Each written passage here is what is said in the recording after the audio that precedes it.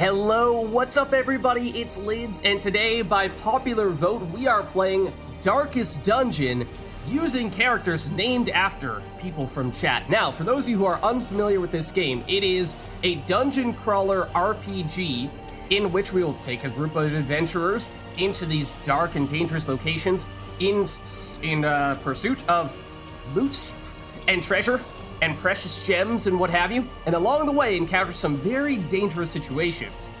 And this game is known for being particularly difficult because not only will we find ourselves managing characters' health, but also their stress levels, which, when they face intense stress, can either rise to the occasion or crumble under the pressure, either gaining permanent buffs or debuffs.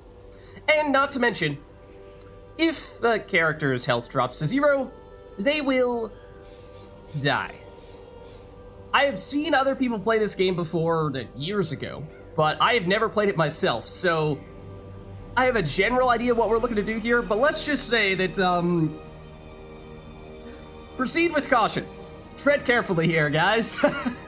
It could be a bit of a short playthrough, depending on how things go here. But I'm really excited to try it out. So, I believe there may be an opening animation sequence here that we might want to check out, and then we'll get launched in full here. But I did, just so you know, under chat with the red circle with the white L, if you click on that, you'll see I made a reward for you guys to redeem to earn a place on the party. So if you are interested in taking that bold step and joining us on this journey, then that is the way to do it. So you've been forewarned. The risk is great, but hey, maybe you'll come out all that much richer. So let's see, I think we do have an intro cinematic that we can listen to exactly. Let's check that out.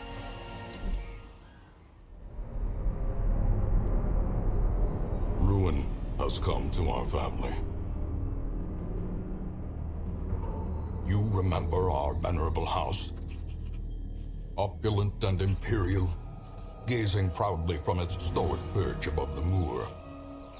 I lived all my years in that ancient, rumor-shadowed manor, fattened by decadence and luxury. And yet I began to tire of conventional extravagance. Singular, unsettling tales suggested the mansion itself was a gateway to some fabulous and unnameable power. With relic and ritual, I bent every effort towards the excavation and recovery of those long-buried secrets, exhausting what remained of our family fortune on swarthy workmen and sturdy shovels. At last, in the salt-soaked crags beneath the lowest foundations, we unearthed that damnable portal antediluvian evil.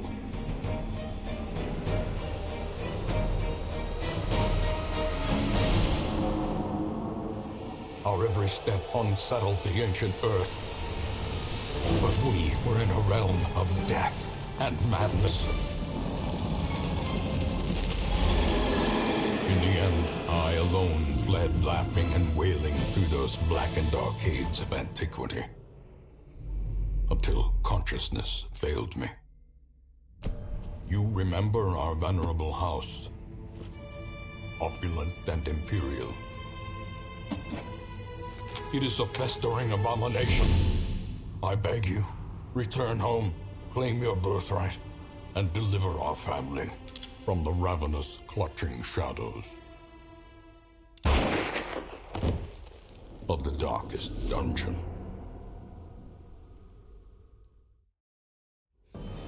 And there you have it. There's a little more of an overview as to what exactly we might expect here. And also, I'm not sure I mentioned, there's at least a little bit of a horror aspect to the game as well. I don't think anything super, super crazy, but certainly at least that very dark vibe to it, of course, hence the name. So, let's hop in. What could possibly go wrong? Well, everything, Lids. To that, you are probably right. Let's see. So, I think the Butcher's Circus might be, it's either multiplayer or it's a DLC that I think is kind of a side content type thing. So I think we just start a basic game here, like so. Let's see here. These difficulties, Radiant campaigns, while still challenging, are adjusted to be faster and more forgiving than normal. Suggested for your first Darkest Dungeon experience. Okay, what difficulty are we looking for here, guys? We can go Radiant, which seems like the lowest difficulty. Darkest. Normal campaigns are the original settings for the game. While there's no time limit to win, the campaign will be longer and more challenging than Radiant mode. Or Stygian. Stygian campaigns are not for the faint of heart. Expect no quarter, no forgiveness. You must conquer the evil within a time and hero death limit. Also, many gameplay settings are locked.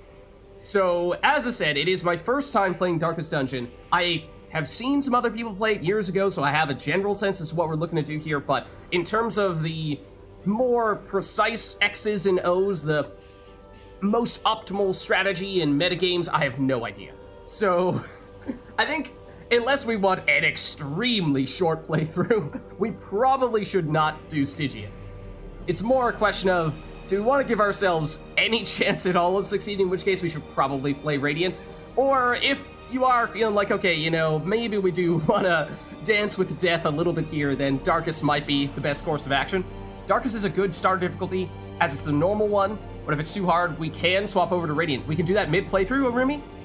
If we can do it mid-playthrough, then that might be the way to go. Start it out this way, you know, and after the first half of the group dies, then we'll bump it down. Well, I don't know about that. Only one way to find out, right?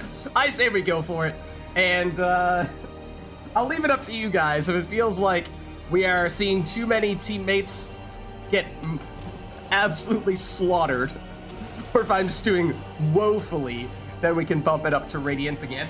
But we'll start with Darkest, I suppose. We can't. Oh, we cannot. Oh, okay. Hold on then. Whatever we choose, we have to stick with. Okay. That does. I mean, that feels more fitting. It'd be kind of. I suppose it'd be kind of weird if you started off at high difficulty and then it's like, no thanks. Let's make it easy now. All right. In that case, it is a little bit harder, I suppose, to decide Darkest versus Radiant. I mean, Radiant they do suggest for first-time players, which I would count myself as one of those. I think, you know, if we have any hopes of making any significant progress, that is probably the way we need to do. Yeah, we probably should. I think we'll still get plenty of deaths. Don't worry, guys. Okay, should I be concerned about how I said Radiant and the save file is automatically starting with the name Darkest? Let's see. Let's call this Chat Joins Lids. Let's do it. There is no escape. Did I just do the default? Oh, okay, we're doing the default in that case. Oh, that's the default name. Gotcha. Irrespective of difficulty. You will arrive along the old road. It winds with a troubling, serpent-like suggestion through the corrupted countryside, leading only, I fear, to ever more tenebrous places.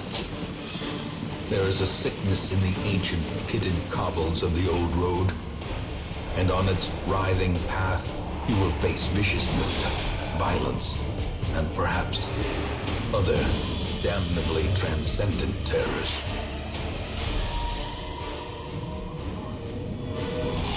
So steel yourself, and remember there can be no bravery without madness. The old road will take you to hell, but in that gaping abyss, we will find our redemption. The writing already is so good, and the voice acting is amazing. Okay, the old road. With the stagecoach destroyed and the caretaker gone, you will have to make the journey to the hamlet on foot. Okay. Is this a loading screen? Or is this a... There we go. Alright, so here we are. Let's see. Map navigation. We are currently in a room. To move forth, click on another room on the map display. This will take you to the connecting hallway. So, as I was saying before, Darkest Dungeon is a dungeon crawler game of sorts in which we will be adventuring, exploring through these unknown areas, seeking out loot, enemies, and other valuables as well. So, let's see.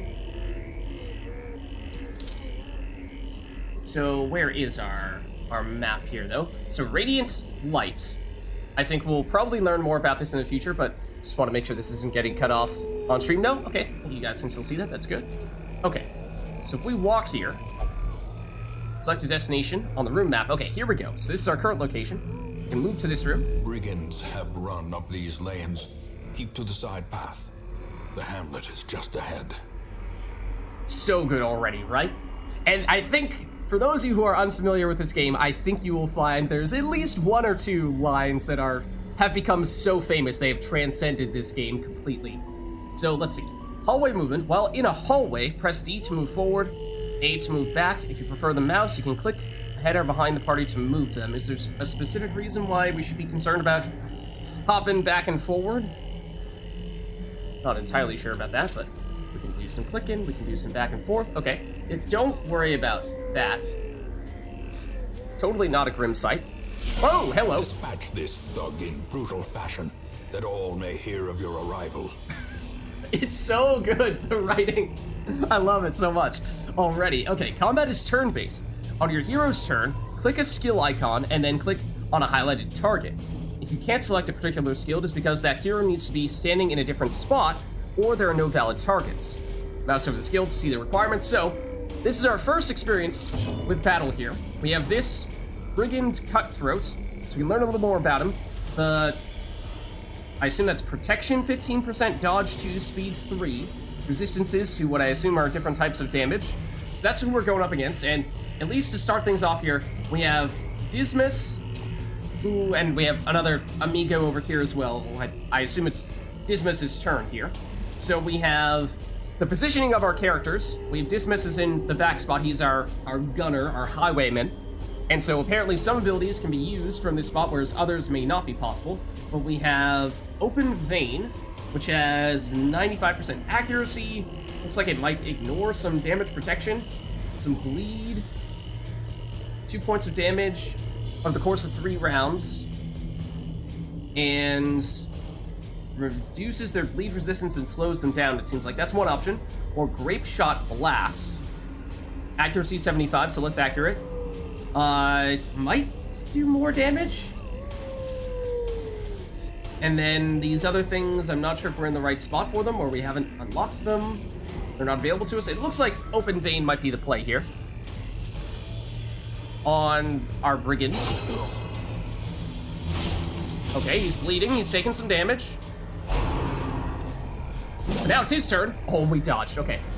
Good. Nice. So now we have Renaud? Is that a silent T? I don't know. But we have, he's our frontline person. He's a crusader, so we can smite. Additional damage versus Unholy. I think that human below his name means that he's a human, and I assume there's a different class for unholy enemies, so I don't think we're getting that extra damage. Zealous Accusation. Same accuracy. Stunning Blow. 100% chance to stun, it looks like.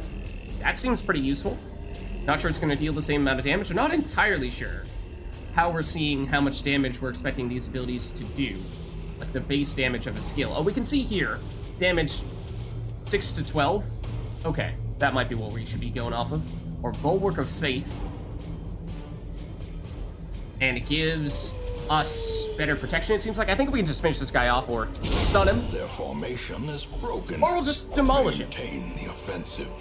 Okay, so there's a basic overview of what combat will be like here. I imagine as we become more powerful, we'll have access to more skills, new party members with different skills, and the positioning of the party members will become more significant, and, of course, more and more difficult enemies. Let's see, each item, if you take it, will occupy space in your inventory. Mouse over items to show details about them. This works in your inventory, too. I think the beginning, we're probably going to be taking just about everything, but at some point in time, we might run out of inventory space, and so we need to get a little more judicious about what we do and do not keep. So, okay. Let's see, we'll definitely take the gold. We can just take all. Take the gold. Okay, what do we have here? Interactive objects. While exploring, you will often find interactive objects. Click on them to take a look at them / investigate the tent. Okay, and I think... Well, we'll just see how this plays out for us. It's a traveler's tent. Someone has camped here recently. We can either choose to check inside the tent, and might be something good there, might be something bad there, or we can say, no thanks. I think on this occasion, we'll at least give it a shot here. Some of the valuables. Wealth beyond measure. Ooh. Awarded to the brave and the foolhardy alike. Combination of gold and emeralds, which look like they're Leave more nothing valuable. unchecked. There is much to be found in forgotten places. All right. Sounds good. And so now do we just keep on going even further and then we carry on here?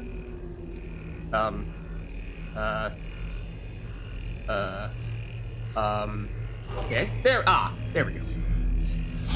An ambush. Send these vermin a message. Okay. The rightful owner has returned. That's not a good start. Is no longer welcome. Alright, so this time, we have a couple of enemies, including, I think they're both different kinds than what we just saw. Brigand Fusilier, who apparently has a gun of some variety, and this guy, the Bloodletter, looks quite big and powerful. So, let's see, strategy. What do we do strategy-wise? You're a great question. I have no idea. So we do have some other options here that were not previously available to us before. Maybe it required that there were multiple enemies. So we have pistol shot. Not sure if we saw that before. Extra damage against marked enemies. I'm not sure if we can do that. Cracking shot. Bypasses stealth. I assume that is not currently all that relevant. I'm thinking... I mean, stunning might be useful, especially because this guy looks pretty big and bulky and dangerous. And he's not yet gone, whereas this guy's already taken his turn. So what if we try to stun you to buy ourselves a little more time of peace and quiet? Oh. I didn't check to see if he had stun resistance, but he might. Stun resistance 50%. Okay, I mean, it wasn't guaranteed that he was going to resist it. It wasn't guaranteed that he was going to get stunned, but didn't come out lucky that time. So, Bulwark of Faith, we were looking at it last time, increases our defense, and what could be a longer and more dangerous encounter, might that be worth doing at the beginning? I wouldn't rule it out. Oh, this is the stunning blow. Oh, that was for the bleed, what we were just doing. Yeah, so this is actually what I want, I think, is to see if we can stun this big guy. Any luck? No, we resisted that too! Point blank shot doesn't sound good. Ah, except we dodged it. Haha. Okay, so... let's see, we are now going before this guy. I'm not entirely sure why. I mean, he is weaker, so it's probably better to target him. I mean, I was trying to stun this guy before, just generally debuff him and then go after him, but if he's going to resist our debuffs, then we might try to get rid of you, because you might be more of a damage dealer, you might be more of a tank. So with 12 HP, I mean, I'm still pretty sure you're going to go next before Reynald takes his turn. So... I think what we see is you see the little dots. On the left side, the more sort of tan dots are the positions from which we can use this skill. And then on the right side, the red dots are the positions that we can attack using this skill. So I think the reason why we might not have been able to use pistol shot before is because it looks like this is an only target enemies that are in the back 2 or 3 spots. And so we'd specifically be going after the Fusilier in this case. And that might be what we're looking for anyway. Whereas this one can only go in the front. So, and uses remaining. Some of them only have 1. Cracking shot. I mean, is that worth doing it just because there's only 1 use remaining? That suggests that it is a powerful ability, but don't think we need it right now. Let's try this. 5 damage. It's not bad. Blanket fire, I think is what you used before, and you are dealing a bit of damage to us for sure. But, I mean, can we still go for the stun on you? I think that's what we want to stun you and damage you. I think it's still the plan. Still no luck, though, I don't... oh, yes, it did work. Okay, great. Nice. Except he got buffed from something. Okay, now he has stun resistance. I see. -2 speed. 50% resistance to stun for 1 round. So it's a way of preventing us from just chaining stuns all over the place. Need to reduce dodge. Not sure what... maybe... might be that whenever we're dodging, we're having a lower chance to dodge on the next go-round. Same idea there, so you don't just have the same thing happening to you over and over again. Damage we're going to deal is the right stat panel when hovering over the enemy that says hero damage. Okay, let's see. So, like, for example, this pistol shot. Oh, hero damage 5 to 9. Okay, that's very useful.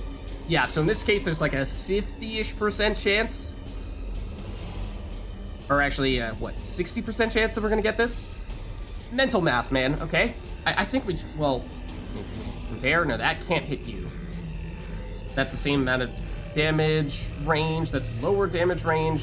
This is much lower range. Okay, so I think this is what we're looking for, is our highest damage skill, just to try to take you out in the next shot.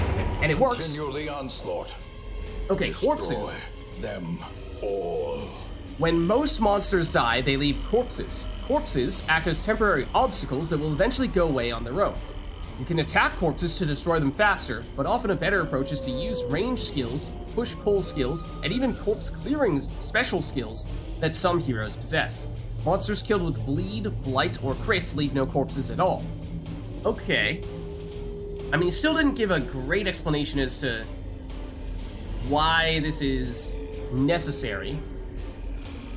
Why do we need to clear them in the first place? It sounds like there are some instances in which, if we had, for example, destroyed the enemy in the front first, we might not be able to reach the enemy in the back, and the corpse might be blocking us, but since we got rid of the enemy in the back first, that may not be much of an issue. There might be some enemies that can interact with corpses, and for that reason we might want to get rid of them at some point, but I imagine that's not yet the case. Okay, but now it's our turn, and this guy has increased stun resistance, so for that reason I'm thinking we probably don't want to go that route. Curious to see damage-wise, though. This is, whoa, 6 to 12. This is 4 to 8. Stunning blow, probably not what we're going to look to do. 3 to 6, it's lower end on the damage side, probably because it's primarily there for the stunning component. And then this, I think, is 100% defensive? Maybe? So I think we're just looking for the upfront damage here at this point, since you're the only one left. And we got the low end of the range, unfortunately. That doesn't sound good. Ooh, bleed? On both characters, I think. And that black mark that you saw there appearing above their heads is actually below this life bar. You see stress. We were talking a little bit about it before. And so when characters get too stressed out, bad things can happen to them, or sometimes they'll rise to the occasion. But that is something we're going to need to bear in mind as well. So I think right now we're just looking to go all out against this guy because he has 11 HP. So if we just hit you with a few skills from both of our guys, then should fare us pretty well. In theory, we should have the damage to get the job done. Now I'm just looking for what is the most accurate. This technically is 90% accurate versus the 85% accurate to the other skills, and even though it's lower damage, Prodigious size alone does not dissuade the sharpened blade. it means more likely to succeed. Okay, so let's see. This time around, we get a deed, scriven records of land grants in generations past, a crest, a sigil of honor earned by family actions long since past, and more gold. Sure, we'll take it.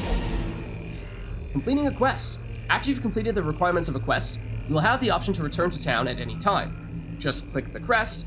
You don't need to return to the starting room of the dungeon to exit. Okay, so it's basically the crest that we just picked up. The town portal of sorts. Quest complete. Okay. It did kind of look like there was still a chest in front of us that we might want to check out here. Is that the chest that we just encountered? Oh, well, yes, there is a chest. However, it's an important word on that name there. Bandit's trapped chest. Something doesn't look quite right with this one. Alright, what do we do? Do we say that, alright, maybe best to ignore this thing, or do we take our chances and try opening this up? I mean, I'm pretty sure bad stuff, potentially very bad stuff, could happen to us. So is it worth that risk? I think that's the kind of question we're going to be needing to ask ourselves quite often here. But on this occasion, I don't know. Personally speaking, my own playstyle, I'm actually an extremely risk-averse person. So if it were up to me entirely, I would say play it safe, don't do it.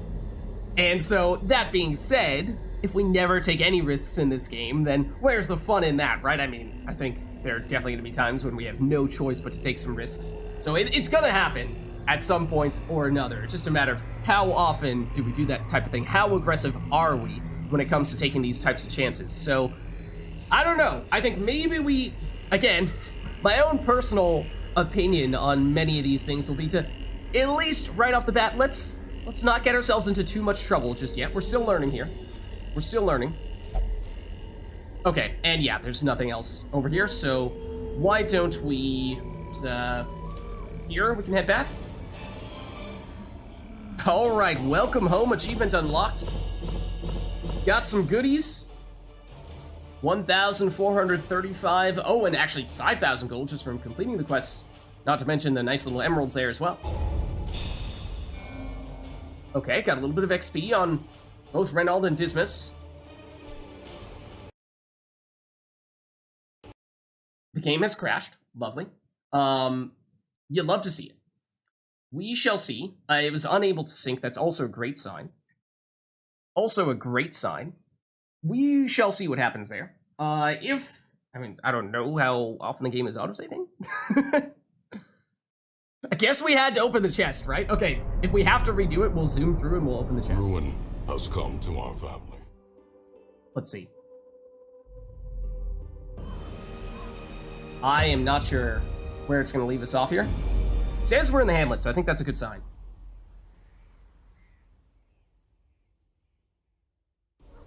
Welcome home, such as it is. This squalid hamlet, these corrupted lands, they are yours now, and you are bound to them. Trap only activated when the chest was closed. Yeah, they thought, they made us think, they successfully fooled us into thinking that by leaving it closed and walking away, nothing would happen. But in truth, by leaving it closed, it activated on us. Galaxy brain strats right there. So, this is town, and we have, I think, several things that we want to check out here.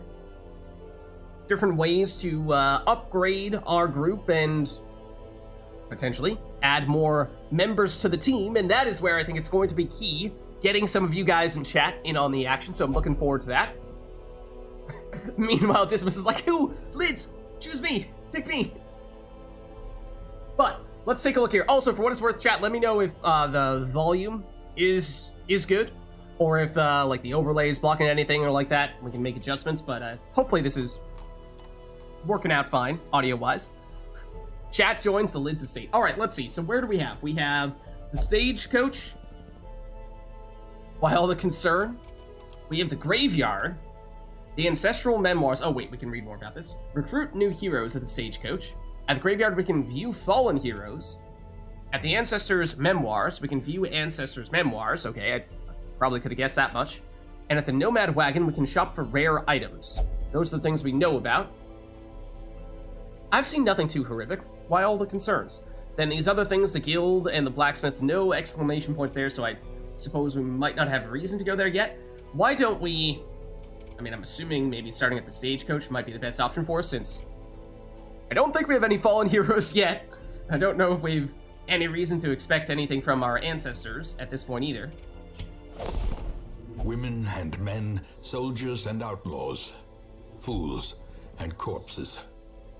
All will find their way to us now that the road is clear. Okay, let's see. So the stagecoach is your hero lifeblood. You'll need to recruit all these heroes to fill out a party of 4. Okay, so yes, the maximum number of people in a party is 4. I think technically you can go for fewer than that, but there might be some achievements for that, or there might be some bonuses you get, but I don't really expect us to be doing that unless something goes horribly, horribly wrong. So we have... Let's see. Oh, drag and drop into our roster. Okay, sure. Let's see. We have 2 people here. We have, I believe we'll have the ability to rename people. So that is where, again, we can get people in from chat if that is of interest. We have a Seeker Plague Doctor and a Seeker Vestal. So we can drag either of them in to recruit them. As time goes, I think this is basically their class, the Plague Doctor and Vestal, neither of which we have at this point in time. And so as time goes on, we'll probably get a better sense as to which types of classes do we like, what combinations of characters do we like working together. So as of right now, I think we don't really have much in the way of choices here. If we're trying to fill out our party with 4 people, then these are our only options, so I'm thinking this is what we're going to be going for. So we'll get a Plague Doctor. What better laboratory than the blood-soaked battlefield? And we'll get the Vestal. A sister of battle, pious and unrelenting. Okay, upgrade the Stagecoach Network. While you're here, spend some of your starting heirlooms on upgrading the Stagecoach Network. This will increase the number of heroes available here in the future. That sounds good. To upgrade, click the plus symbol on the left and then click the upgrade. Okay. So, over here, I assume? Let's see. So, Stagecoach Network increases the number of recruits available for hire. The change will take effect after you return from your next quest. So, yeah, it's not like we could have immediately had these taken effect anyway. But next time we return after a quest, do we want to see... I'm assuming without this upgrade, we're going to see 2 new potential team members each time. Whereas if we upgrade it further, we can see 3 or 4, give ourselves more options. And there may be some instances in which some characters are just going to clearly be better for us to pick up than others. So, reduces the RNG a little bit just by increasing the number of options that we have. Hero Barracks increases the size of the hero roster. So, we might only be allowed to have 4 people at a time right now. Like, we may not even be allowed to bring on more people just yet. So, obviously, that'd be useful as well.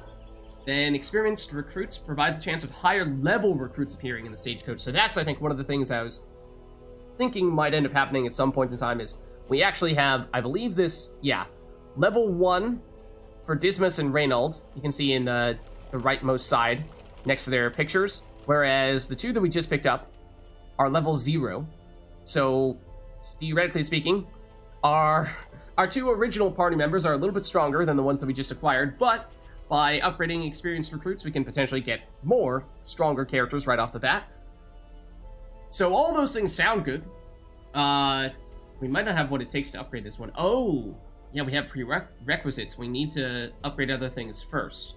Okay, so maybe before we commit to upgrading these things, these upgrades do sound very intriguing to me, but we might want to see what other options we have elsewhere first.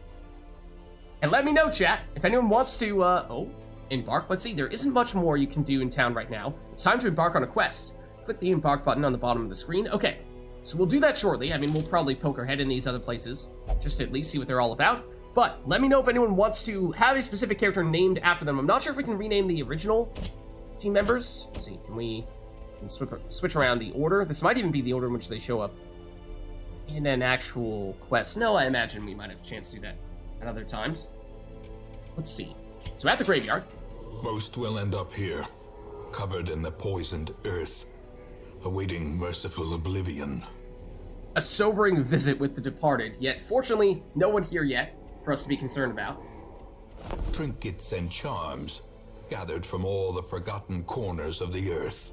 This is the wagon, place where we can purchase some stuffs, and we can't afford this recovery charm, improving characters' healing, but we can get this move charm to give move resistance, but -1 speed. I think move resistance is basically resisting people trying to switch the position of a character, whether they be in the front or the back or somewhere in between. Then last spot that we've not yet explored. In it time, might have updates. You will know the tragic extent of my failings. Okay. This Ancestor's Memoirs place, which I'm not really sure what the deal is here. This is a little less obvious to me. It is darker now. I don't know if that has any effect on the game whatsoever. Okay, let's see. There we go. So we get some more information on these guys. And can we rename the original team members, or can we only rename the new guys? Oh, and they do have quirks that we already have here. So this is the type of thing that I think we'll see more of in the future. When we are exposed to stress, we will see things like Warrior of Light in this case, increased damage if our torch is high, and we'll talk more about that soon, I think. God-fearing in town will only pray for stress relief. So these are the positive ones on this side, these are the negative ones on this side. Kleptomaniac, prone to stealing items. Oh, that could be interesting. Dismiss. Hard noggin, resistance to stun, quick reflexes, extra speedy. Known cheat is not allowed to gamble while in town. Okay. Then our other new teammates. Warren Scrounger, +5 scouting chance in the Warrens. Not really sure what to make of that just yet. Plus 15% damage in wield. I don't know what that is. Drachnomania, obsessed with killing. That, I'm not sure what kind of negative consequences that might have, but that's something to bear in mind, I suppose. Lazy Eye, reduced accuracy for range skills. Okay, so some of these positive and negative quirks could potentially make or break a character. So that is important stuff to bear in mind here. Then lastly on Azor here, the Vestal that we just picked up. Extra damage with range skills, that sounds good. Another Warren Scrounger, chance for scouting in the Warrens. Faithless will not prey or flagellate for stress relief. Kleptomaniac as well. We have lots of people who like to steal stuff. Okay, so. That's little pencil. Ah, this. Okay, so yes, we can name at least the new party members, it seems. Can we name you as well? Yes, we can. So anybody can be renamed. So let us know, chat, if there's anyone who would like to claim a certain character here. Obviously, they don't have much in the way of an identity just yet, but as time goes on, they'll become stronger or weaker, depending on what quirks they may pick up. And that will make them perhaps a much more interesting character. And so, I don't know, do we want to name people right off the bat? Do we want to wait a little bit first? How do we want to approach it? I feel like we should name at least somebody immediately here, and maybe I'll claim the spot as the frontline soldier here. What could possibly go wrong? Let's see, let me lock that in. No. There. Okay. So, all right. Why don't we get things started here? And that means we ought to embark, right? Oh, wait, Arumi will take the Plague Doctor? Okay, we can make that happen, I think. Morbidity. Your work begins. Let's see. So, quests and parties. This is where you select a quest and form an adventuring party of 4 heroes to embark on it. Click on quests to see their details, heroes into slots at the bottom of the screen to form your party and default party order. So yeah, we'll decide who goes front, second spot, third spot, fourth spot, so on and so forth. Okay, so can we still make Arumi the Plague Doctor, you said? And Anor will take the Vestal? Okay, nice, nice. So here is Arumi. It sounds like Arumi knows what he's talking about. Which is definitely something that you cannot say about me.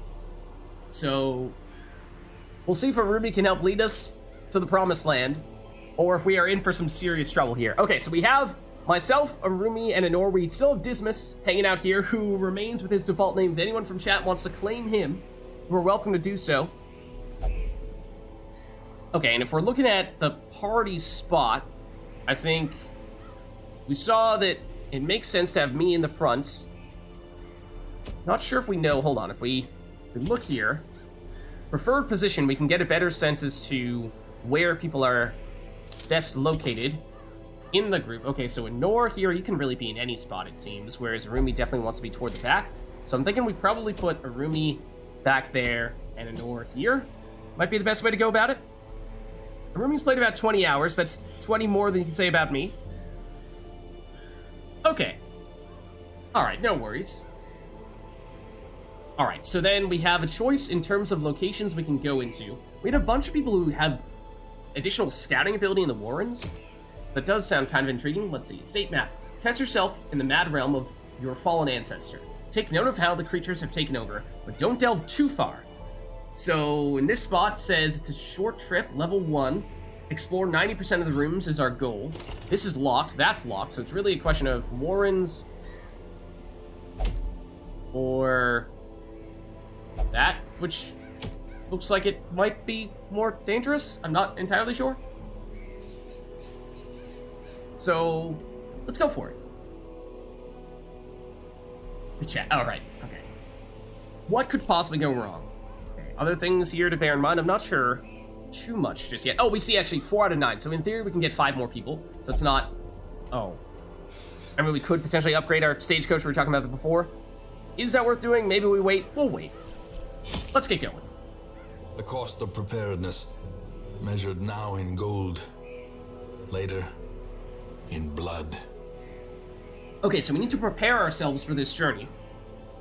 Provision for the journey.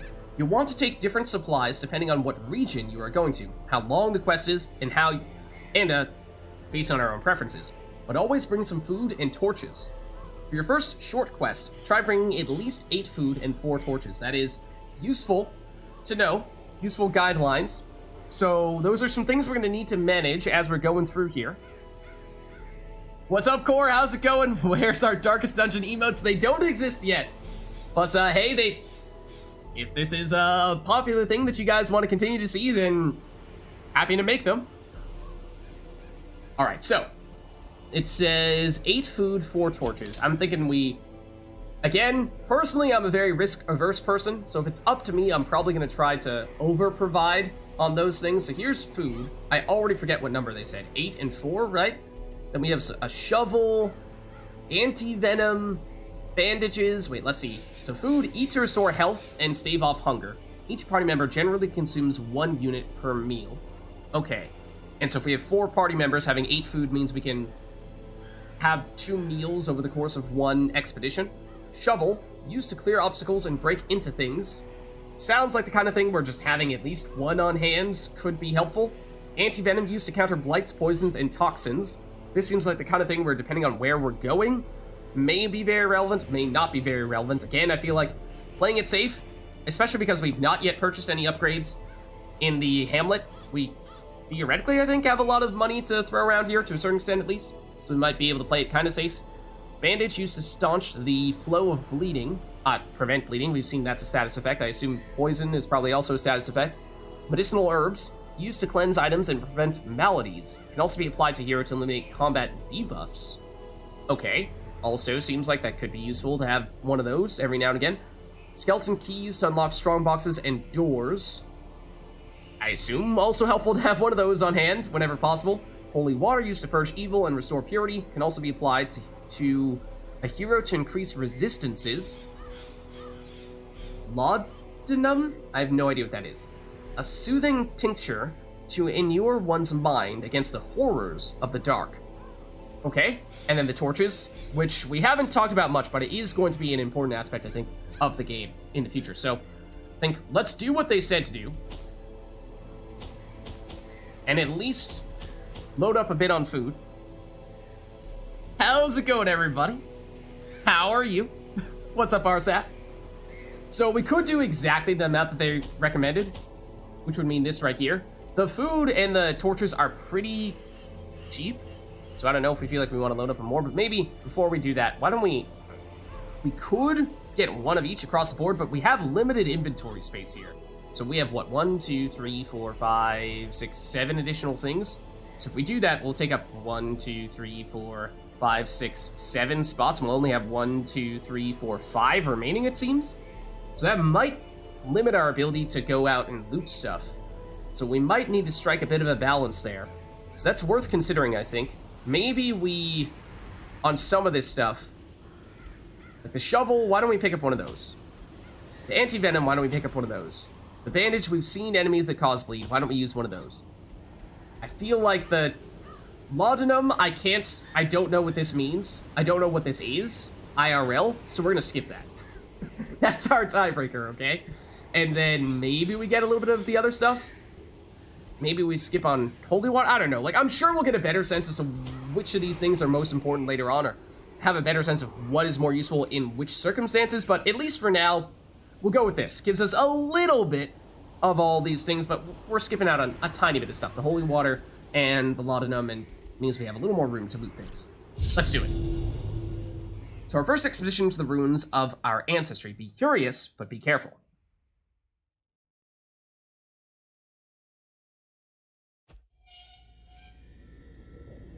All right, here we are. Thanks for the follow, RSAP. Hope you're enjoying the stream. All right, so as things currently stand, I'm at the front here.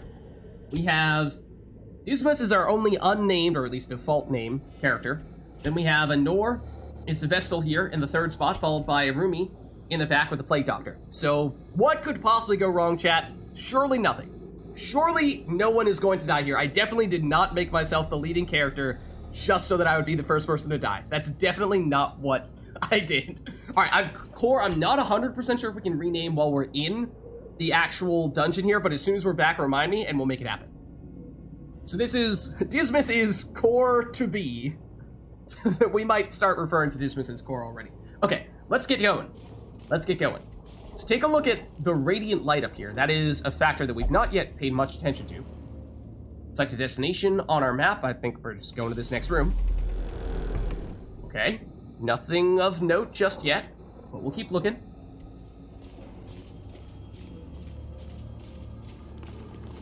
Okay, what is this? Salvage an unburned torch. Fortune, waiting to be spent. Okay, I mean, a free torch, we'll take it. Sounds good to me. And I believe if we have remaining supplies at the end of this encounter, I'm pretty sure if we still have torches or food at the end of it, we'll hold on to those for the next run. So that's not a terrible thing, even if we are oversupplied. Okay, so there we just saw that our light went down from 100 to 70 to dim light, so that increases our stress, which we saw is the bar below our HP, which is also relevant, although we haven't seen too much of that. Although monster crits also, on the downside of things, it does, on the positive side, increase our chances to dodge, improve our chances of scouting, and improve our chances of perhaps ambushing the monsters, which I'm not entirely sure what that entails, but so it's basically the way that you balance risk and reward in the game, I think, and so that's why if we're playing it safe, we might keep the dungeon highly lit using our torches, or we could keep it low and go the more high-risk, high-reward approach. So, not sure if we want to use it just yet, especially since we have a limited supply of torches. We might not want to be quite as aggressive with our torch use at this stage. Whoa! Okay, I saw the chest. And then these enemies spawned in after that, so I thought we had a free little chest for us to loot, but that is not the case. So let's see, we have Bone Rabble. They have just 8 HP, so that's not so bad. Speed 1, which I'm pretty sure means just about everybody in the party is going to get the chance to go before these guys do. So Rumi is first here. So Rumi, what do you have? It's our first time using you, because you just joined the group. So we have Noxious Blast, 95 accuracy, damage mod, so it seems like it ignores much of our enemy's defenses. Low chance for crit, 100% chance to blight for 5 points of damage over the course of 3 rounds. Whoa, that sounds like really serious damage over time there. Can only hit the front 2 enemies, but at the moment that seems fine because we only have 2 enemies. Can't use Plague Grenade because that's going to be for enemies that are in the back, and there aren't enemies far enough back for that to happen. Same with Blinding Gas, maybe we'll look at those later on. Then we have Emboldening Vapors, which is a buff, which seems to give extra damage, and we can apply it to anyone on our team. So you can be a little bit of a support character, or you can go all-out damage. It seems like we might just want to go all-out damage, because if we're aggressive here, I'm thinking we can probably take out these Bone Rabbles before they even get the chance to hit us. So let's go that route, I think. Noxious Blast, and I'm thinking in general it's probably going to be a little bit harder to hit the enemies in the back, because I think for me in particular, being in the front, I might only be able to hit the front guys sometimes, so when we have the chance, let's hit the guys in the back. Precision and power. Ooh. Okay, so there, you got a crit, Arumi. Good start. Opening up well. And, debuffs for 5 damage per turn over 5 rounds, so I mean, this guy will eventually die to the damage over time, but we might want to get rid of him the old-fashioned way, and I think the white light we saw was actually, the crit was reducing the stress of party members, so that was great, or at least maybe just of yourself there, or maybe more for yourself than for others. Anor's next. So what do you have, Anor? This is our first time with you as well. So you have Judgment, 85 accuracy, so a little less accurate than Arumi, but damage mod, okay, seems like it resists damage, or resists their defenses a little less. Same crit chance, it heals. Oh, wait, what? Hold on. Heal 3 HP. Does it deal damage and heal yourself? Hold on. 0 to hit, 85%. Crit, 6% chance. It does deal damage. So I think it does both. Does it damage them and heal you? That's very useful. Not sure it's all that necessary right now because you're on full HP. But let's just see. Divine Grace is your other skill. Well, can we see what this does? Or are we locked into choosing a target right now? I suppose maybe we go Judgment and just see if we can finish you off. As the fiend falls, And yes, we can. a faint hope blossoms. So Nor reduces her stress a bit. You guys, the ones that joined the party a little bit later, are a little more stressed out, so good to see you guys lowering the stress there. Okay, so now it's up to Dismiss / soon-to-be Core. I think it's damage and healing, Nor. I think it's a combo. Seems good. Maybe not quite as much damage as pure damage abilities, but a little bit of both. So for Core, let's see, we've seen you before, you have the ability to apply bleed with your sword, or you can use your pistol to shoot this guy, and I'm thinking we're probably just going for whatever's the most damage, because we might be able to get rid of this guy before he gets a chance to hit us, so let's see. This would be 5 to 9 damage, and he has 8 HP, so chance of one-shotting him, but not guaranteed. The pistol shot... oh, is this only for enemies? Oh, can't hit enemies in the front, actually. Okay, that's good to know. So for your pistol shot, you can only hit enemy... I mean, you could take out the corpse, but I don't think that's a huge problem. Grape Shot Blast. Does this hit multiple targets? I feel like it might. No. Is it just one? It's definitely lower damage, as we see here, 3 to 5, so that's definitely not what we're looking to do in this case, I don't think. Then Tracking Shot is more of a support thing to bypass stealth. That might be a skill you use on yourself. More of a buff. So I think we just go the Open Vein and try to take this guy out. And Another take it out we will. Cleansed from our lands. Yeah, Divine Grace heals. Make them bleed. We are victorious. Well done, team. I didn't even need to go. You guys are just carrying the team here. A little bit of gold, a ruby. Seems pretty valuable. We'll take it. And what is the deal with this chest we have here? Is it trapped? Oh, we're scouting here. Ooh. Okay. I think we have a chance for that to happen, but it's not guaranteed, and we saw in some instances some of our characters have the increased probability of giving us that scouting. And so now we can see, on our way to the next room, we'll run into an obstacle of some variety, as well as a battle. So that is definitely useful, and we also know there are other important encounters later on as well. Okay, so yeah, that's very helpful. I was more just reacting to this chest right here. Okay, hold on. Can we rename Dismiss right now? Oh, we can. We still can. Okay, let's make this Core, as we were saying. Nice.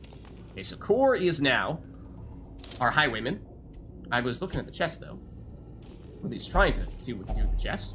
So, unlocked strongbox. A long-forgotten strongbox sits in the cold stone floor. Its contents unknown. So, we can open the chest, try to do so manually, or we can use this skeleton key, I think, if we drag it in there. Yeah, drag an item here to use it on this object, which might increase the likelihood of us successfully opening it, or maybe give us better loot if we are to open it.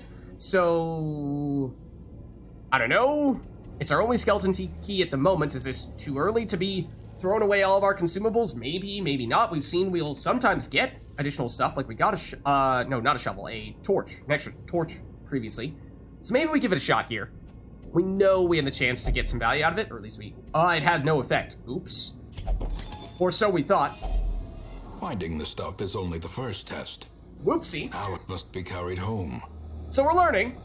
Didn't need the key there, so we did waste that. However, we gained another shovel. We got some sapphires, which are very valuable, it seems, and another crest, which I think is something we use for upgrades back at the town. So, still a good pickup. Just turns out that we didn't need to waste that item. Okay, so now I think we have no choice but to go to this room, because this is where we currently are, I think. So we're going to encounter some kind of obstacle and a battle along the way as well. So, worth considering. Right now we are in dim light, which will potentially make the encounter more difficult. The previous one we saw was fine. We took the enemies out before they could even hit us, so no problem there. That doesn't look good.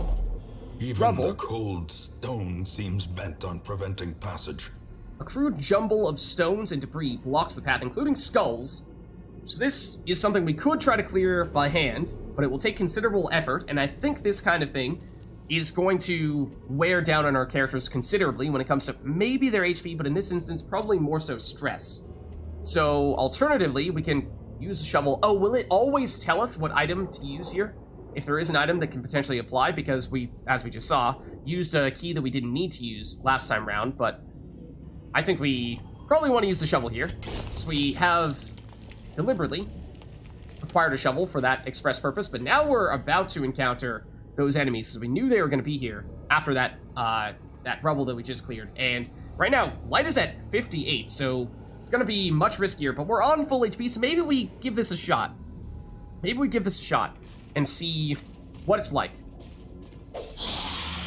Have a more difficult encounter? Let's see, the torch. So now it's going to tell us.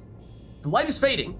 Current torch level greatly affects many mechanics in game. The darker it gets, the harder things get, but the better the rewards. Right-click on the torch from inventory to boost the light back up. So yes, at least this encounter, that was kind of a deliberate choice. It might have just lowered even further right before we encountered these guys, in which case it is very low right now. So we're going to need to be mindful of that. It's going to be risky. It's 46 right now. Stressful incantation, which fortunately missed. Because as we just saw there, there's a whole lot more stress. Monster accuracy and damage is higher. Monster crits much higher. We can get surprised. There's better loot though. We have a better chance of getting crits, and monsters have a chance of getting surprised. We're probably going to want to increase the light after this encounter, but this will be our little bit of a test here to see what it really feels like. So, Core, you're going first, and we have 3 enemies for the first time. Let's take a look. We have Bone Soldiers, which I think... Oh no, we had Bone Rabble previously. Bone Soldier has a little more HP and a little bit of protection as well. It's also faster than the Bone Rabble, it seems. So this guy is definitely more dangerous than this, it seems. And this Cultist Acolyte, I think... We just saw that it tried to... Oh, we can see skills. Stressful incantation. So yeah, it seems like this is going to be a debuffing enemy that might be easy to dismiss.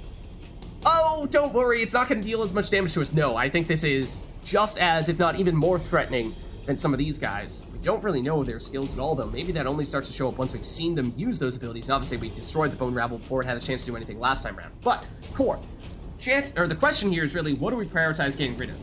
So I think you are primarily a damage dealer here. So, do we go for the bleed? It seemed like that was a strong option last time. It can only hit the front 2 enemies, so we can't go after this Cultist Acolyte if we're doing that. Whereas if we go with the pistol shot, we could go after her.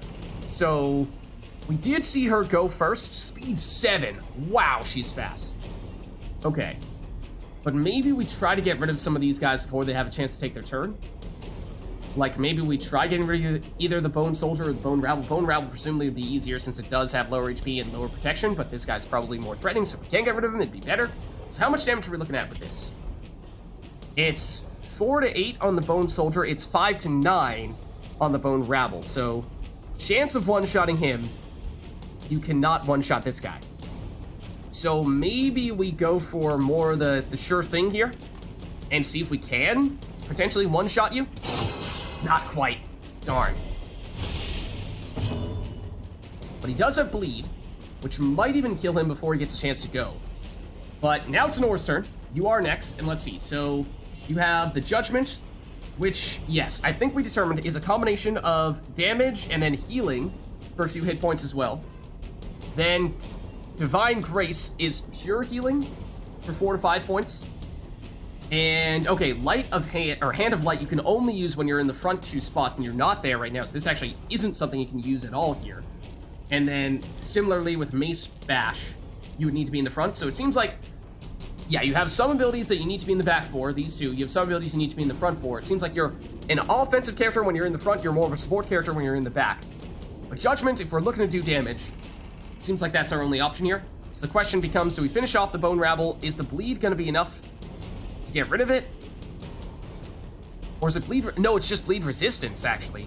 And reduced speed. It's not bleeding. Okay, so this is not going to get killed before it gets a chance to take its turn. We might want to finish you off with Judgment in that case.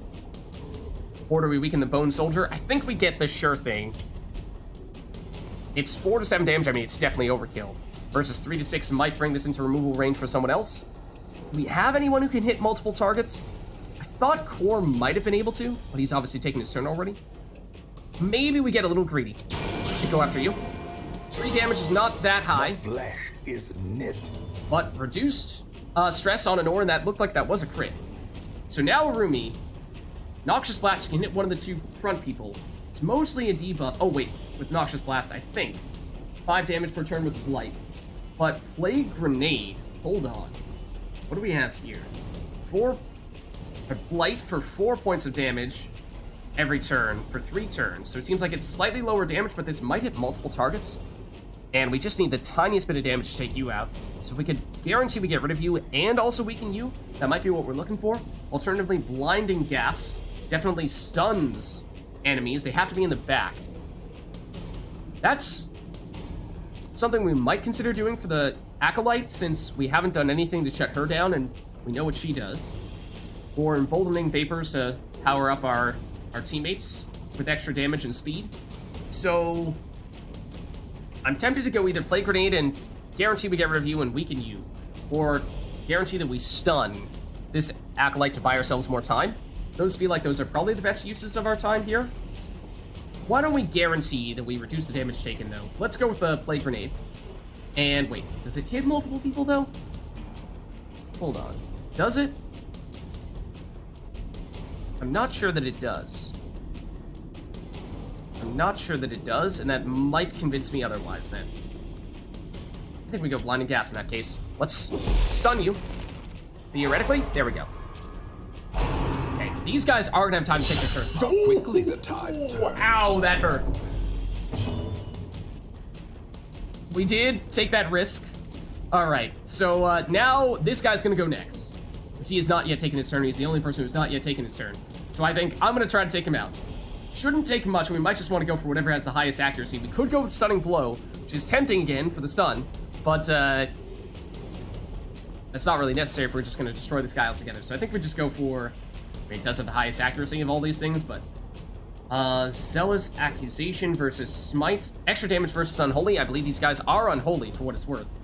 So, I mean, it is kind of overkill, but we'll do it anyway. 7 to 14 damage. Wow. Okay, so I might be our highest damage character right now. It is overkill. Fiend. You're stunned. That was the intention, was to prevent you from taking your next turn. So that's good. We succeeded in that. But now I think we're definitely trying to take you out before you get the chance to hit again, because this guy hit me big time. All right, so core. Exactly. Yeah, So I haven't played before, but from what I understand, from what I've seen of other people playing, stress is a big deal, which is why rather than trying to get rid of these guys as quickly as possible, I made a point of trying to stun this character first, just to make sure that we didn't have multiple turns of taking stress after stress. So, Core, you are, I think, capable of hitting some people in the distant rows with pistol shot. So we could, I mean, you are somewhat weakened. But we saw Nord doesn't have that much damage. How much HP do you have? You have 7. Between a Nor and a Rumi, we might be able to take you out, and then that means Core, maybe you can go after this cultist. Can't hit it with that. You'd have to go with the pistol shot, which... How much damage are we talking? 5 to 9. There's a chance you can one-shot. No worries, no worries. Yeah, I think general overarching tips and tricks useful. Of course, if it turns into like an every turn, Lids, use this skill on this character, then it starts to enter backseating territory. But yeah, no, appreciated in this instance. Oh, not enough damage though. Don't like that. Okay, so Rumi, your turn here. And I'm thinking 8, 7. Really wanted more damage out of that one from Core to get this into removal range with someone else. Because now, Rumi, you're in a bit of a tough place here. Where you aren't... I was hoping that we could have a Rumi finish one enemy off and have a Nor finish the other enemy off, but I'm not sure we're going to have that luxury. So, does anyone have Blight Resistance? You have 10%, you have 20%. Maybe we Noxious Blast on you. Actually, you're in the back, we can't even do it to you. 0 direct damage, but I think it's all about the Blight. Okay, now it's Nor's turn. So, you're going to take 5 damage from the Blight. That's not enough to kill you, so I think that means with a Nor, we use Judgment to deal some damage to you, get you into removal range once you take the damage over time that Arumi set up. I think that's what we do here. We could have Nor heal me, which is also perhaps useful, but I think if we're going to take this guy out, then damage is not going to be... We're not going to take any more damage in this encounter. I think it's going to be essentially more stress from you. Big hit from a Nor. Wow. Okay, I do have time to take my turn. Oh, except I'm not sure I have the ability to go after more distant enemies. That might be a problem. That might be a problem. That is a problem. Confirmed. Okay, so that's something we need to pay some close attention to. Core is good at attacking distant enemies. Anor, I think, can do it, and Arumi can as well, but I'm just completely incapable. So if it's up to me to do stuff, we need to make sure we're leaving some people in the front for me to go after. So, I mean, this guy's already dead, is the thing. He's gonna die from this 5 damage over time. So I think, in this case, might as well Bulwark of Faith, because the damage doesn't do anything to an enemy that is already gonna go down. Besides, I might get some stress back. As in, heal off some stress if I destroy this enemy. Which, not sure if we're gonna get anyone with stress relieved if we kill this guy with damage over time. Maybe we check that out. I'll buff up my defenses. You'll die the damage over time. That does not improve anyone's stress. There's a stressful inconvenience. On Arumi, 20 stress, it's a ton. Okay, so fortunately, we did at least slow down this Acolyte by stunning her on one turn, but we need to get rid of her. So obviously she's the only enemy left, so she becomes a target. Let's Noxious Blast her. And that reduces stress a bit, and Arumi needed that, so that's good. And now Core, you should have, I think, the damage with the pistol shot. 5 to 9, it's almost guaranteed, and with the damage over time she's going to take, it should be enough. Regardless. Although, ooh, she dodges. Alright, Anor. Question with you is, do we take this time for you to heal me? If we attack the corpse, she will move up a spot. Yeah, that is potentially important, as we were just saying, because I can only attack the front 2 rows. But I think we should still be fine here. I think if Anor heals me, I think I'm still going before the cultist is going. So I think we have a little bit of time to do that. Hopefully. Yes. And I think I can still reach her now that she's 1 row closer to us. So... and I might as well Stunning Blow, just in case. There we go. Okay, so we, fortunately, were able to get in. I took a pretty big hit, but we were able to sneak in a little bit of healing there. Rumi took a fair bit of stress, because he did take one of the hits from those Acolytes. But we're learning here, we're learning. A little bit of gold, some food, a deed, 2 deeds, and more rubies. Okay. So, that was... oh, did I like it? Writer? I thought we were on 42 during that encounter. What do we know about what we're going to encounter next? Because we did have a look at our map before. We're expecting, not sure we know what that is.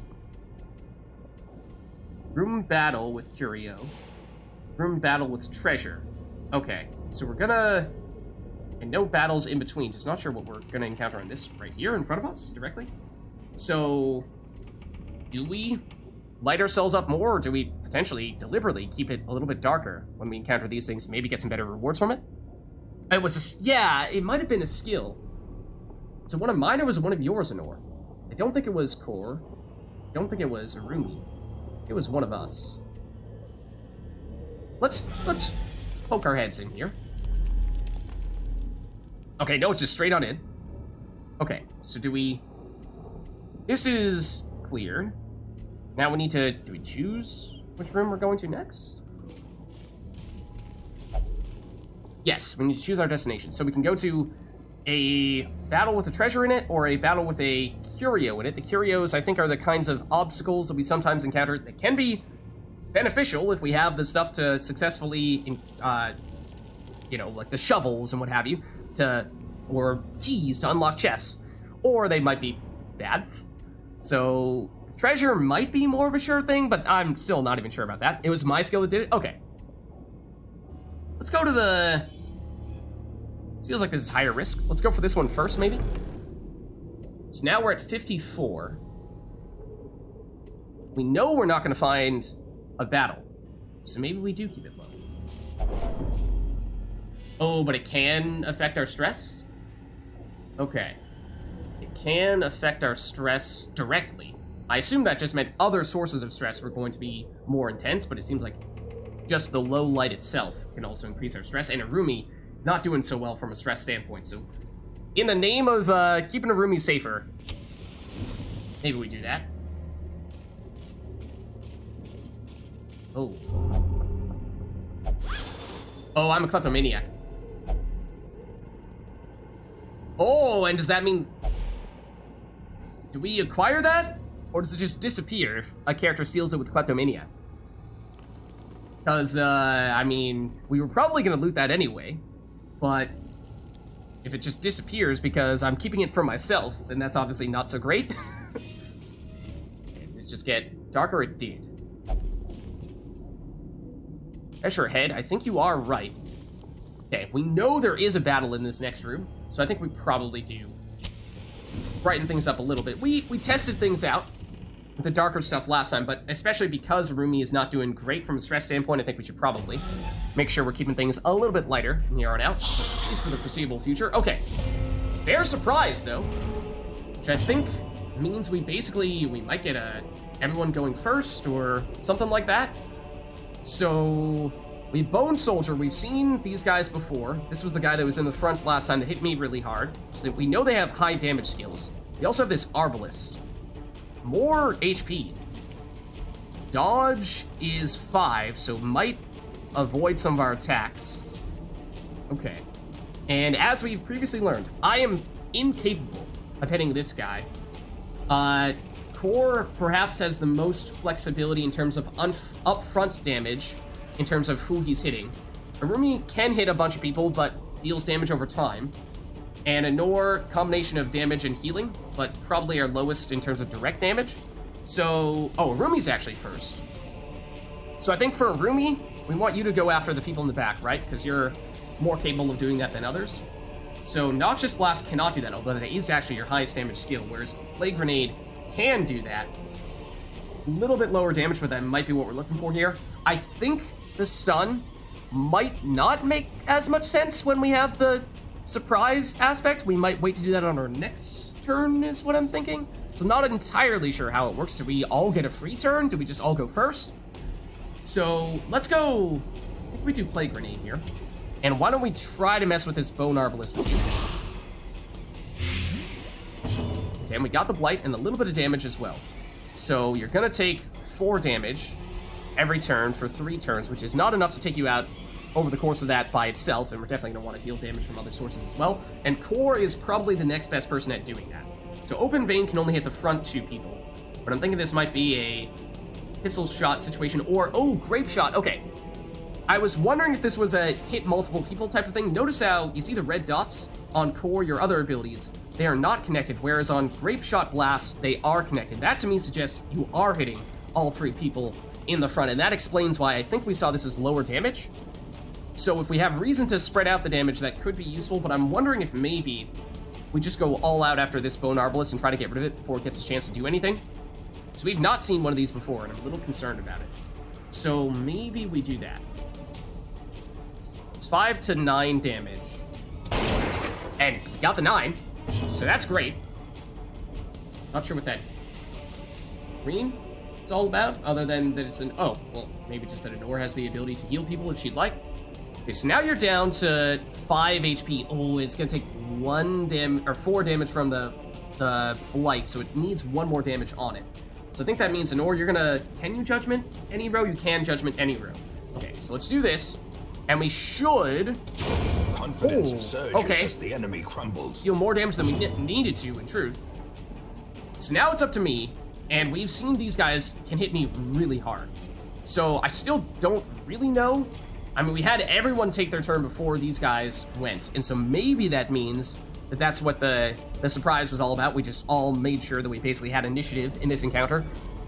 Or if we're really fortunate and the surprise is incredibly powerful, we all got a free turn, and then it's going to go and check everyone's speed, and we'll take another more normal set of turns after that, in which case we might get several other people attacking before these guys go.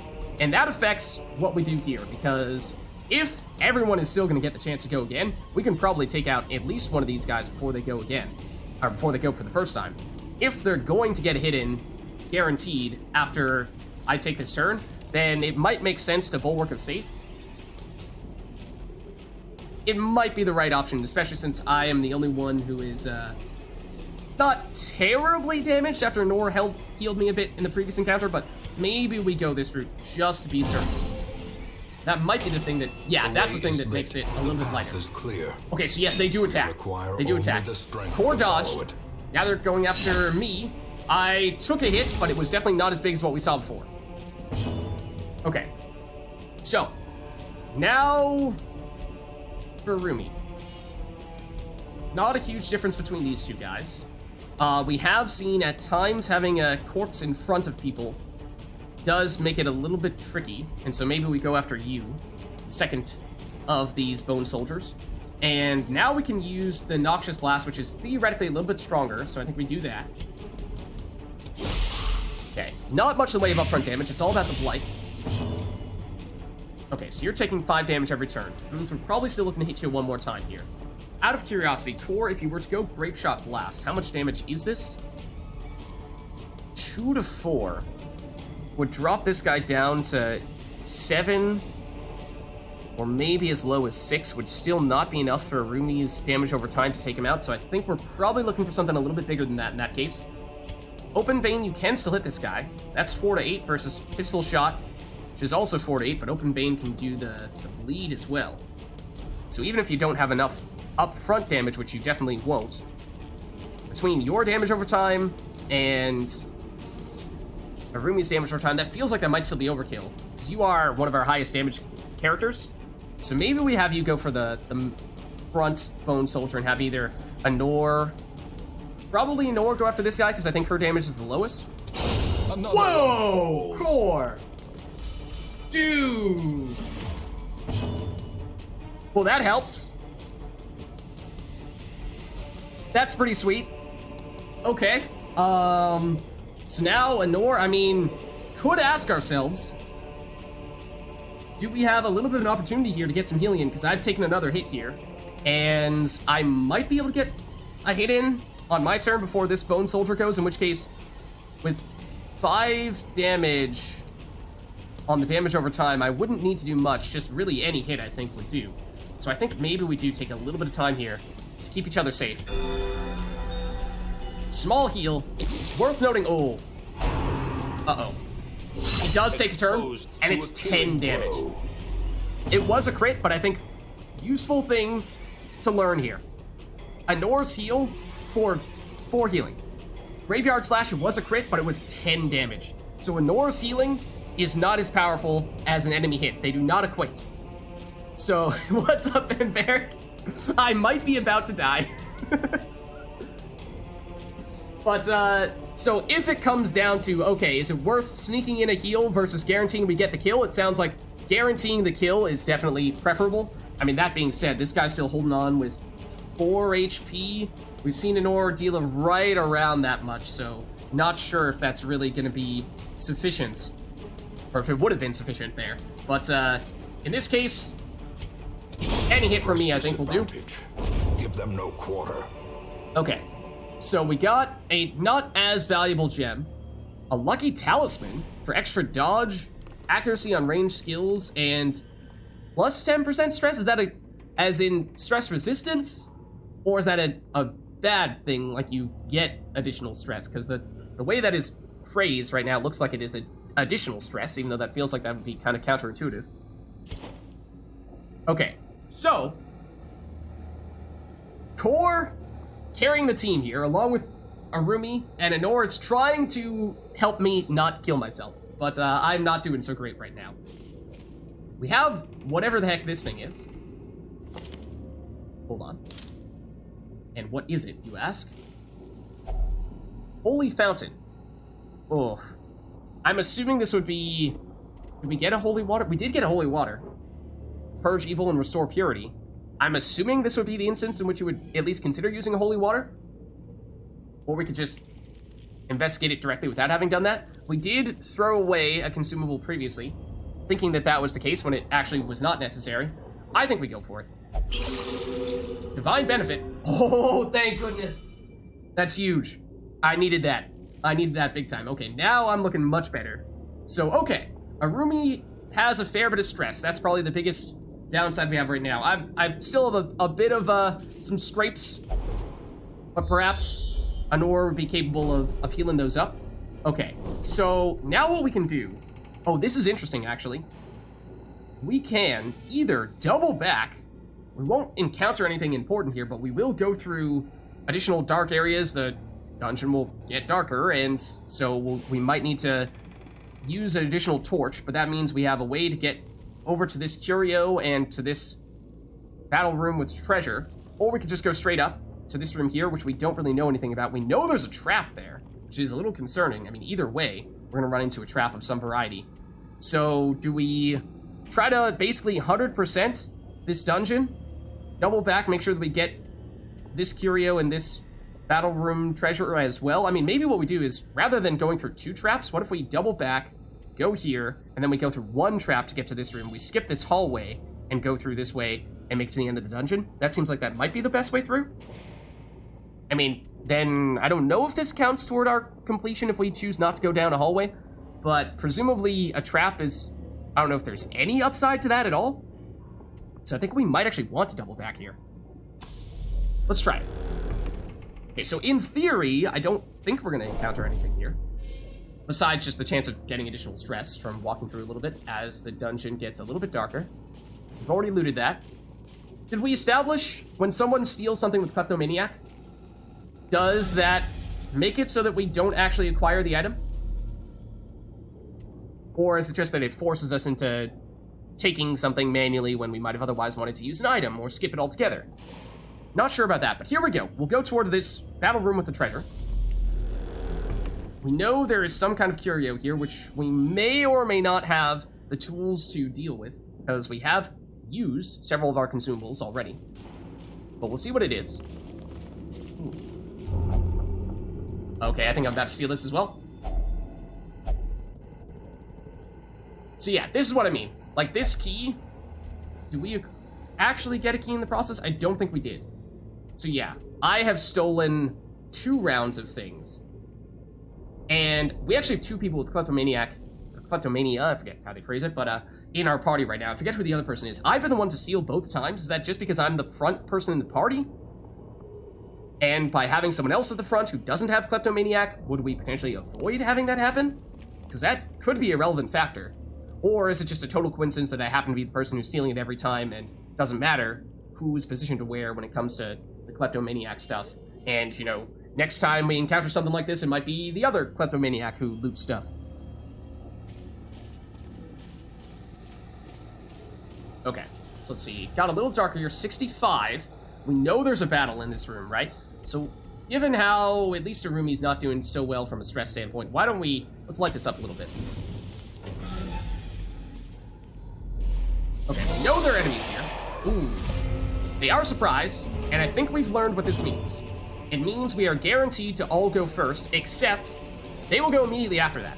So, we know we've met one of these cultist acolytes before. They are extremely fast, and they will apply a whole bunch of stress. And I think if this hits Arumi is in serious trouble. So I think this is a rare opportunity to take you out before you have the chance to go. You do have dodge 13, so it is going to be hard to hit you, but I think we prioritize going after you. And I'm incapable of hitting it when I'm in the front line, or in any situation here, so it's going to be up to Thor, Arumi, and Anor to a certain extent, potentially, to take this out. But, Thor, you're one of our primary damage dealers here. So I think we go for Open Vein is not going to work when they're in the back row. Don't worry, Arumi. I'm going to try to protect you here. So we're going to prioritize getting rid of this. And I think that means pistol shot with core. 7 damage, that's huge. That's huge. Because now, oh, you're at 6. Ah, 1 more damage, and Arumi would have been able to take this out with his damage over time, I think. Actually, no, because you need to go Plague Grenade to hit the back row, which is slightly less damage. You could stun, which is the other thing that we were wondering before when we surprised enemies, was does stun even matter when they're surprised? And I think the answer is that it does, because they're going last. They're guaranteed to go last, but they will still take their turns. So we could just stun this cultist altogether. I'm not sure that's necessary, though. If we can destroy her, I think we prioritize that. She does have that dodge, which makes it a little bit scary. But I think we try Plague Grenade, and then we'll finish her off using Anor's damage. And then for me, I'm going to take it. I think I'm about to take a huge chunk of damage. So I might try to stun one of these guys. I think that's the play. Oh, the 1 damage, though. Means the blight... No, it's 1 damage short. No! No, it means we do still need to hit you to get rid of you. The damage over time is not enough. Okay, so we do need to use Judgment. I mean, I was anticipating that we would need to.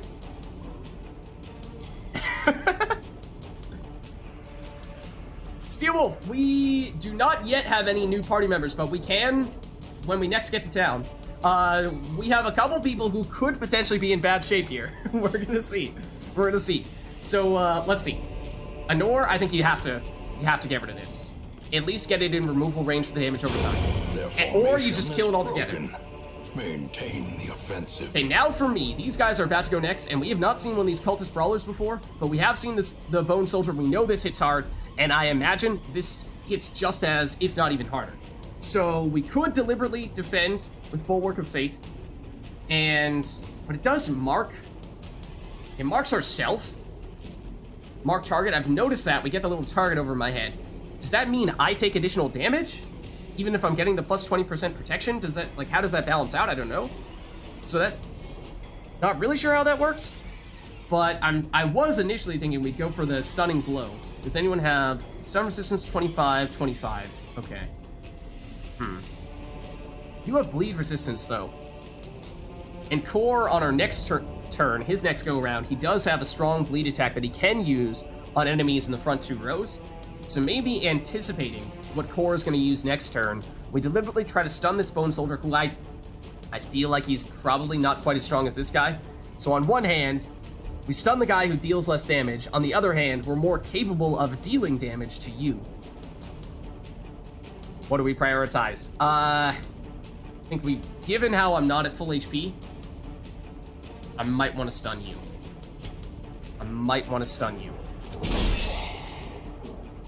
Okay. Now, you're gonna go. You're stunned. You will get Graveyard Slash.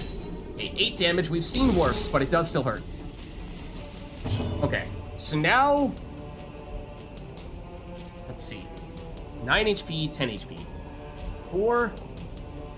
I was thinking we'd use Open Vein. What kind of damage are we looking at here? 5 to 9 is theoretically possible. You could take him out. But the bleed, what is the chance of bleed? 100%. But this guy has 20% bleed resistance. If you get the bleed, then I'm pretty sure that's just about guaranteed to kill, because how much damage is the bleed? 2 points per turn, it'll be close. I think we give that a shot. Mark means they target you more. Okay, so it's sort of a taunt skill. Gotcha. Okay, I think that's enough. The bleed will kill that guy, and he was about to take his turn. Oh, that's huge. That timing was amazing. Our life is taken. Core is huge right now. Core has been saving our butts here. All right, Arumi. You do have a stunning ability, but you can't use it on enemies in the front, right? It's Blinding Gas. Oh, actually it hits 2 enemies in the back. I think that only is relevant if we have a group of 4 that we're going up against, but that's good to know. That's very powerful. Wow.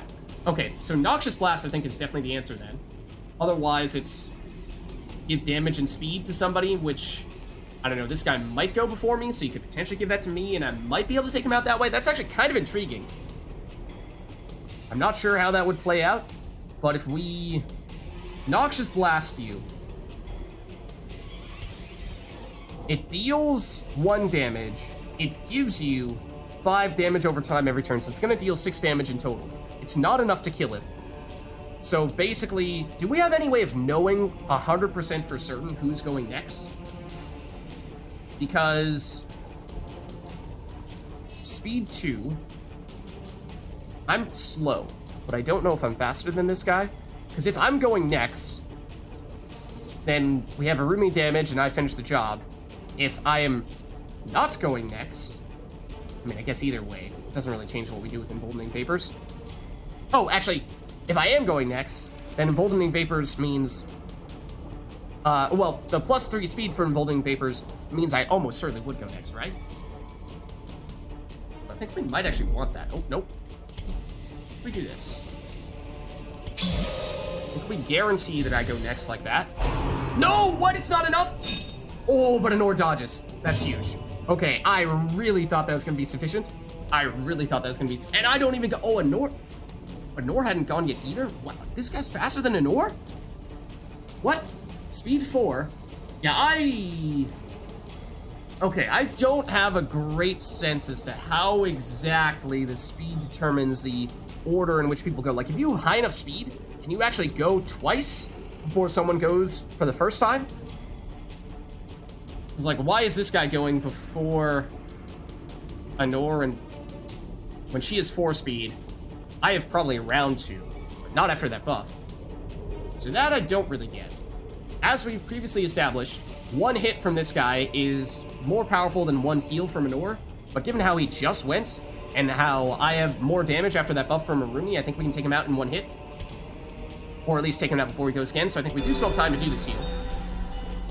And I need it. Okay, so now I go, and after that buff... Okay, yeah, my base speed is 1, so I should be slower than this guy in most circumstances, unless Arumi buffs me like we had him do. And this should be sufficient to take you out, pretty much no matter what. I think this is pretty much guaranteed stun just in case, but horrible crit. And reduce the stress a bit. Okay, let's see. Onyx. Foolish horrors. Brought low and driven into the mud. A little bit valuable. Gold, not much of it. Bust, which I think is for upgrades. So we take that, and then we have this chest here, which might have been what we would have wanted to save our key for, but alas, we wasted it previously. Heirloom chest. I think we go for it, right? Oh no, it's trapped! Oh, did I take damage?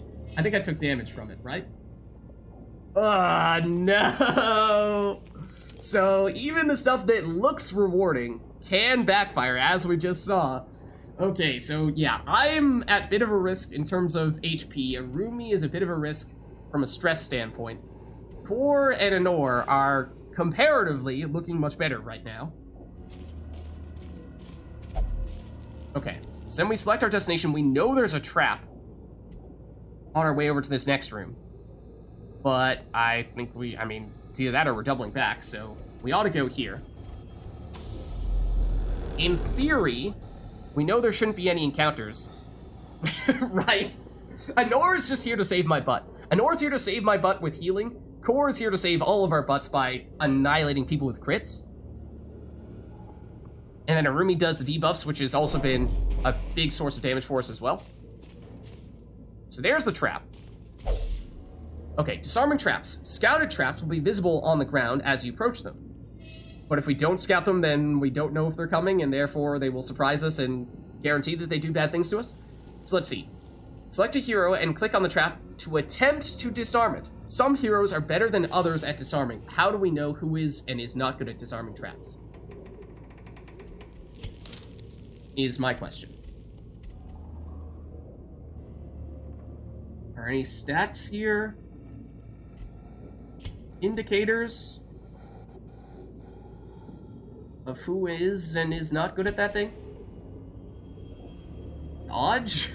Speed? Does that somehow influence it? Is it based on class? Because otherwise, it's a wild guess.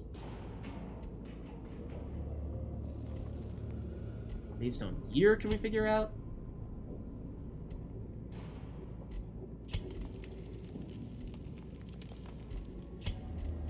I mean, if I'm intuitioning it, I feel like Kor would be the best. As a highwayman, he feels like the kind of person who would be setting traps, and therefore the most capable of disarming them. But I could be very, very wrong about that. I have basically no information to go off here. So, well, Kor, you succeeded. So well done. Don't know if that was the right choice or not, but it... I mean, at least it worked that time. Okay, it gets darker, we get more stress. Arumi is at 50 stress, okay. We probably should lighten things up here. I think we aren't expecting to encounter anything in particular when we next get over there, but notably, even when we put the additional light on, it's not like that de-stresses us. It just reduces the rate at which we become stressed.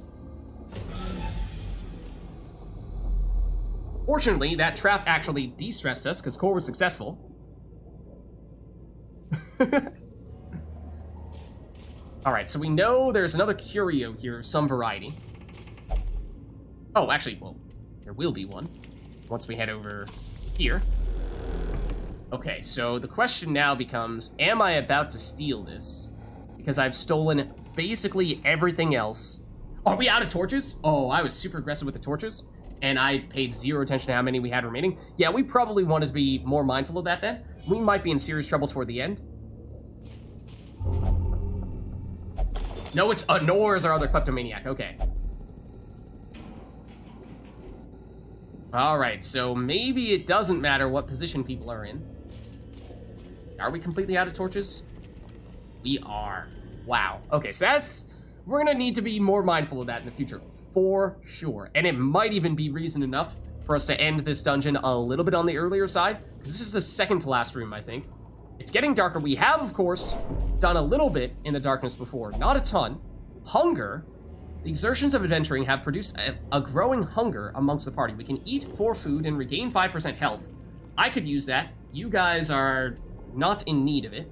Or we can eat nothing, take 20% damage plus stress damage. I mean, we're definitely going to do this to avoid the stress, if nothing else. The healing, not a huge factor, but onward we go. Do we know what we're expecting here? We're expecting nothing. Theoretically. Or maybe we just don't know. What's in here? Quest complete! We had to explore 90% of the dungeon, and apparently, by reaching this room, that is enough. So this is now the question. Since we are out of torches, do we double back now, play it safe, say, okay, we did what we needed to do, or do we proceed further and try to do this last room, in which it looks like it'll be a room with a chest in it, and probably also a battle as well? How are we feeling? The light it's pretty low. Arumi, I think, is the one who's most susceptible to low light in this situation because he's already fairly stressed. I'm reasonably damaged, and Kor and Enor are doing totally fine. How do we feel? Do we proceed?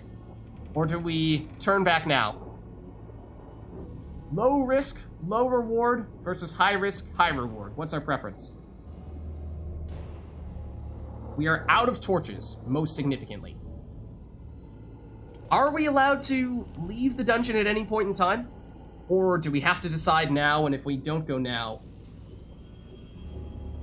then we're in trouble? What's up, Jer? How's it going? Don't need no stinking torches, you say? That's easy for you to say. You don't have a character yet, Jer. Just you wait. You'll be next. Alright. You and Seulf. You'll be next on the list. Look out. No worries, no worries. Jer, who has no stake in this whatsoever, is saying we ought to proceed. Any opinions from those of us who have characters who have a little more skin in the game here? I do have the skill that can increase light. That's true. That is true. I don't think it's much. And I don't think I can use it when we're not in battle. But hey, maybe it's worth a shot. Can I use that? I cannot use that outside of combat. Are we allowed to leave whenever? Okay. Yes, we are, to answer that question. I was mostly pressing that to see if it was an option. And I assumed it was going to give us the choice of going either yes or no. It just had us leave immediately. So now we know. Apparently we're leaving. It's only one room. It probably would have been reasonably safe. But alas, now we know how that works more definitively. We've collected about 5,800 gold, or is that... Oh no, 3,000 gold directly, 5,800 gold worth of resources, and then the heirlooms, the crests and deeds, which I think are for upgrades back in town. Okay, let's see what happened here. Get some more experience. Anything else notable?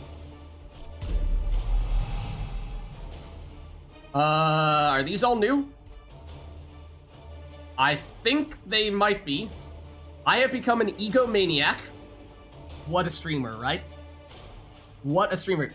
We haven't heard it yet, and Barrick, we haven't heard it yet, but I'm expecting to soon. Warren's Tactician. additional damage in the warrants. I mean, that sounds good. Core, what happened? In town will never drink. Okay, Core is not a drinker, confirmed. Plus 10% damage if HP is below 50%. Whoa, okay, so Core gets even more damage. Dud hitter for Anor. Minus 5% crit if HP is below 50%. I mean, Anor hasn't really been a damage dealer. Doesn't seem like that's what her focus is. So I don't think that's a huge problem. Arumi is thin-blooded, which means minus 10% resistance to blight. I think all these things are new. We did not have these before. So as we continue on our journey, we'll get more of these perks, both the negative and the positive, in this case, mostly the negative. So that's not so great. But it gives our characters character. The tents are pitched, banners fly, and the corpse wagons stand at the ready. The circus has come to town. All right. Severe negative quirks, what we were just talking about. Over time, some negative quirks will lock into place and become severe. Severe negative quirks cost much more to remove in the sanitarium. So, theoretically, there is a way for us to remove those negative quirks. That is possible. It's going to cost us to do so, so we need to be mindful of, okay, does this feel like it's worth getting rid of? Or is it something that's small enough that we can make do and save the money, save the resources, even if it becomes more firmly entrenched as a trait? Okay, so let's see here.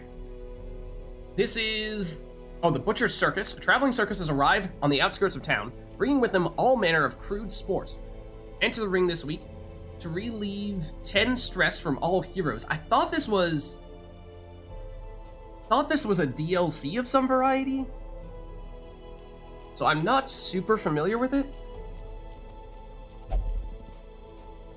Not sure what the deal is. I mean, on this occasion, it sounds like it's just a positive all-around thing to do, although then again, Core is totally fine from a stress standpoint. I have a tiny bit, Anor a little bit, and Arumi does need some help from a stress standpoint.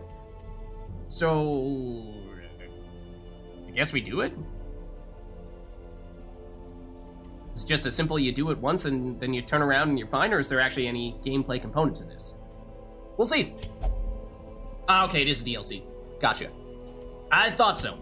I'm not sure, I may or may not have it, I'm not entirely sure. But either way, we'll focus on the base game for now, at least. So our activity log. Town event, the Butcher's Circus. Entering this week to relieve some stress. Yeah, I think it's multiplayer? I thought it was. Tavern is now unlocked. Abbey is now unlocked. And after going through the runes, Arumi and Anor both leveled up. So you guys have become a little more powerful. Remember that Core and I were technically level 1, whereas Arumi and Anor, having joined our party more recently, were level 0 until having finished that most recent venture. Help where you may. Get help where you may. On any screen in the game, press and hold H to get the contextual help for controls in that mode. That could be useful. Okay, so let's check out the stagecoach to see if we can acquire some additional friends, because we have at least 1 or 2 people who had expressed interest in hopping in here. We only have 2 new people that we can recruit at the moment, one of which is an abomination, the other of which is a bounty hunter. So I think it was it Steelwolf? Who was it who said previously they wanted to hop in? Thought it was Steelwolf. Let's see, Core did. We have you in though. Yes, Steelwolf was asking. Okay, so Steelwolf, if you're still in chat, is there a character that you would like to be, or alternatively, I mean, we do have 2 people we can recruit here. So let us know if there's anyone else who'd like to hop in, because I think what we'll find is one of the other things we need to manage is not only the HP, but because stress, as we see here, does carry over even after finishing the dungeon. And so Arumi has some long-term downsides after having gotten stressed out from the previous adventure, and so he may need to sit out the next one, and therefore we'll probably be looking for someone to take his spot in the group here. And so that's probably going to come from either the Abomination or the Bounty Hunter here, and whoever would like to take on that role. So let me know if either of those are of interest to, I think Steelwolf had expressed interest, or others in chat as well. but maybe we take a look at the other stuff we have available to us, because we have the tavern for stress relief, which was not originally all that relevant to us, but as we were just saying, Arumi could perhaps use a way to blow off some steam. Fresh kegs, cards, and curtained rooms promise solace to the weary and broken alike. Okay, so heroes relieve stress by taking part in activities at the tavern and abbey. Each activity has different side effects. Good or bad, or both. Probably both, knowing this game. Experiment to find the best activity for each hero depending on their quirks. Ooh. Committing a hero to an activity locks them in that activity until the next week. You'll have to take a different hero with you on your next quest. Exactly. So, as I was saying, Arumi is stressed right now, relatively stressed, and therefore we may not want to bring him on our next journey. We may instead want to make sure that he gets a chance to reduce some of that stress. If we do that by bringing him over here to the tavern, then that means that he won't be available at all for the next quest, but that's probably in Arumi's best long-term interest. So let's see. We take a quick look at Arumi. Does he have anything we should bear in mind? Scouting chance in the Warrens, damage in the Wield, obsessed with killing, that has not yet become a factor. Lazy Eye is, ooh, that is pretty relevant for Arumi. He is using a lot of ranged skills. And Thin-Blooded. Okay, so nothing that affects, or at least nothing that seems to affect, what he does to relieve stress in town, although getting rid of that Lazy Eye feels like, I mean, at this point, now it's already going to be something that costs a lot for us to get rid of, it seems. So that's not a great look for Arumi and his long-term prospects there. Don't think anyone else is in particular need of blowing off the steam. The caretaker is currently occupying the gambling hall, but these are our options here. We can go to the bar, the gambling hall if it wasn't already taken, or the brothel. So all of which capable of relieving some stress. We can upgrade the tavern if we'd like. We can improve the bar, gambling, or the brothel. All these three options. Increases the stress recovery, stress recovery, stress recovery. And then I'm not sure if each subsequent level is going to do the same thing, or we might see, the first level of stress recovery improves, then next level maybe we unlock an additional slot so we can have multiple people in the bar in a given week, and so on and so forth in the future. So those are all things we should bear in mind. Then Graveyard, we don't have anyone who's fallen yet, thankfully. Nomad Wagon, I mean, there's a chance we might have stuff, or Blacksmith we could do here. We have how many coins? 13,000. So we could afford either the Move Charm or the Double-Edged Pendant, giving additional HP but reduced stun resistance. Hellion only. Oh, I think that's the name of a class that we don't yet have anyone representing. In terms of upgrades here, we can increase the number of trinkets available to 4. At the moment, it's just 2, it would seem. Or make it so that the trinkets cost less. I mean, so in theory, it'd be nice to do this before we get before we actually buy things. What's up, Rio? Rio Noir? How are you? Right now, we're looking for probably some stress relief for Arumi. He could use it. And we're looking for somebody to take up a spot, because we are probably looking for someone to replace Arumi, at least for the next quest. So that means probably Tavern and the Stagecoach are the most relevant places for us at the moment. So why don't we send Arumi first and foremost over to one of these spots in the Tavern? Is it worth upgrading this? Do we know how much stress it's going to relieve? If we put him there? Not sure that we do. We know how expensive this is. 2 and 5. We have 10 and 32, so we can certainly do at least a little bit of upgrading here. So why don't we put Arumi here? We'll upgrade it first. Increase the stress recovery, or improve it. And now it reduces the treatment cost. Oh. Oh. What is the cost? 1,000. Seems like we have a decent amount of gold here, so it should still be doable. Jer, oh heck, I'll be an abomination. Alright, so Rumi's gonna take a break here at the bar this week.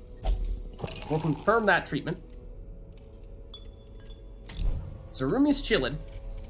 But in the meantime, we do need someone to hop in here, and it sounds like Jer is going to take the role of Abomination. We have not seen one of these yet. We have to, I assume he costs something to acquire. It's not just totally free. And might it be worth considering stagecoach upgrades as well, as our party is still small here, and improving the types of characters we're bringing in could certainly be useful. So the number of recruits available for hire versus the size of our hero roster versus the higher level recruits. So this basically increases the options we have. This means we can hold on to more people in our group simultaneously. This means the quality of people we're recruiting is better. So, can we see their quirks first? Oh, good call. Good call. So, the Abomination has improved armor upgrading costs and -2 speed if the torch is low. That's interesting. I mean, for the most part, I think we're trying to keep our torch fairly lit. Oh, also, preferred position is good to bear in mind, because if we're having a roomie sit out this week, which we have basically locked in, he was taking the back spot, and Nor has some flexibility in terms of where she goes, but we do definitely want, I think, someone who can at least go in either the very back spot or the second to the last spot in the group, and it looks like back spot's not great for the Abomination, but this third spot here could potentially work. So that's him. As for the Bounty Hunter, also theoretically works in that third spot. He has Eldritch Hater, damage against Eldritch, reduced stress against Eldritch as well. Don't know if we've encountered any Eldritch enemies yet.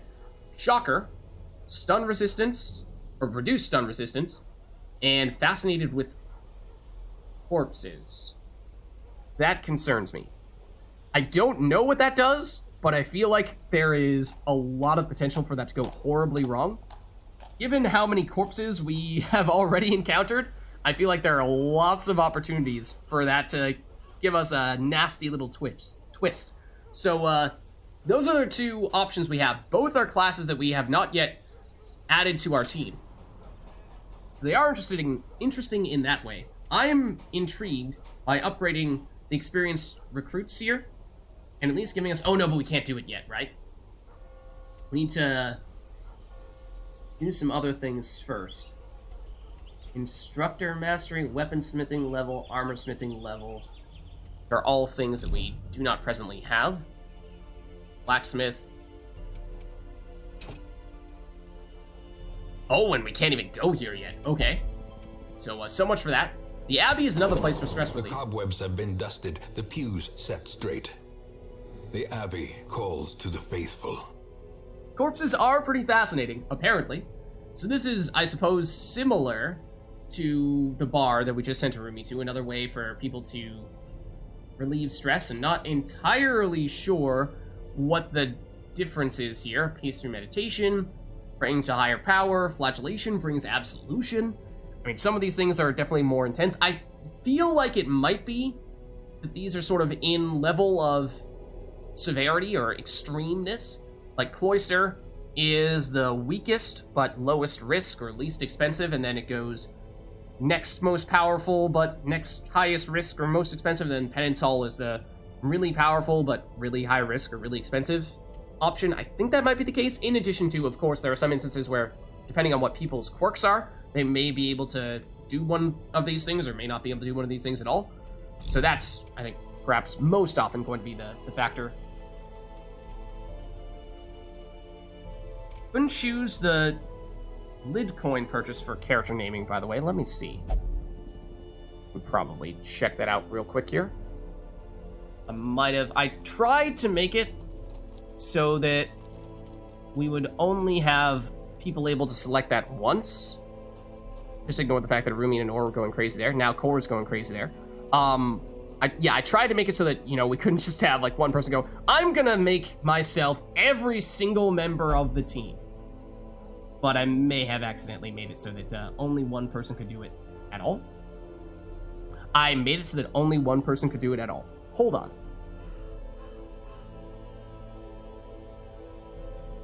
Now it should be fixed, I think. You might need to refresh the stream, but now it should be fixed. I did do exactly what I anticipated I might have done. Oops. Yeah, exactly. I set it for one person over the course of the entire stream rather than one per person. So yeah, Jer sounds like he is interested in locking in one of these guys. You had initially stated that Abomination, we were looking at the stats, or the quirks really, earlier, and has that changed your opinion on which one you'd like to see here? Which one would you like to be, Jer?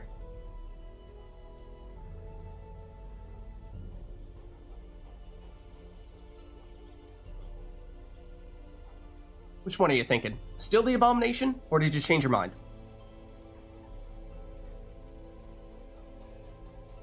Give you a quick look again.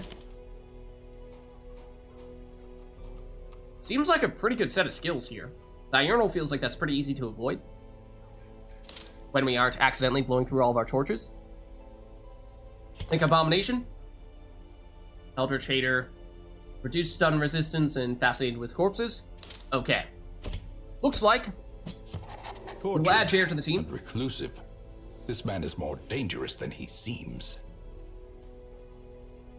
Thanks for stopping by, Rumi. Don't worry. You, at least, are relatively safe in the short term, as you are hanging out in the bar right now. Catch you later. Alright, and let's... You want to do Jareth?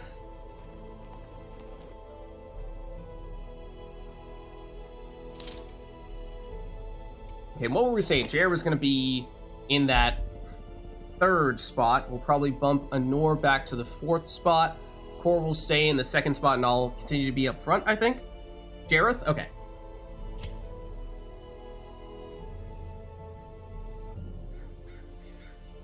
Alright. So I think we could recruit one more person if that's of interest, although technically speaking, I think we're fine with just these four right now. We'll take the same group out for this one, with the one exception being Rumi taking a little break at the bar and Jer joining the squad. So, what is this though? Trinket inventory. Right, we did pick up, 2 trinkets actually. I know we picked up the lucky talisman. So yeah, the 10% plus 10% stress. Is that a good thing or a bad thing? Does that mean you are acquiring more stress, in which case obviously that's bad? Or does it mean you have 10% stress resistance? It doesn't say that, but it just seems weird that there's... I think we saw some other talismans that had downsides. So I guess that shouldn't come as too much of a surprise if that is truly a downside, that plus 10% stress. The other one, plus 15% bleed skill chance, but slower. It's more stress, but it's Grave Robber only. Oh, and we have a Grave Robber? I don't think we do. Or is this... can be anybody. How much speed do people have? I think we haven't seen, or at least I don't remember what Jer's was. 7! That's fast. Nor was kind of middle of the pack, 4. Core was fairly fast.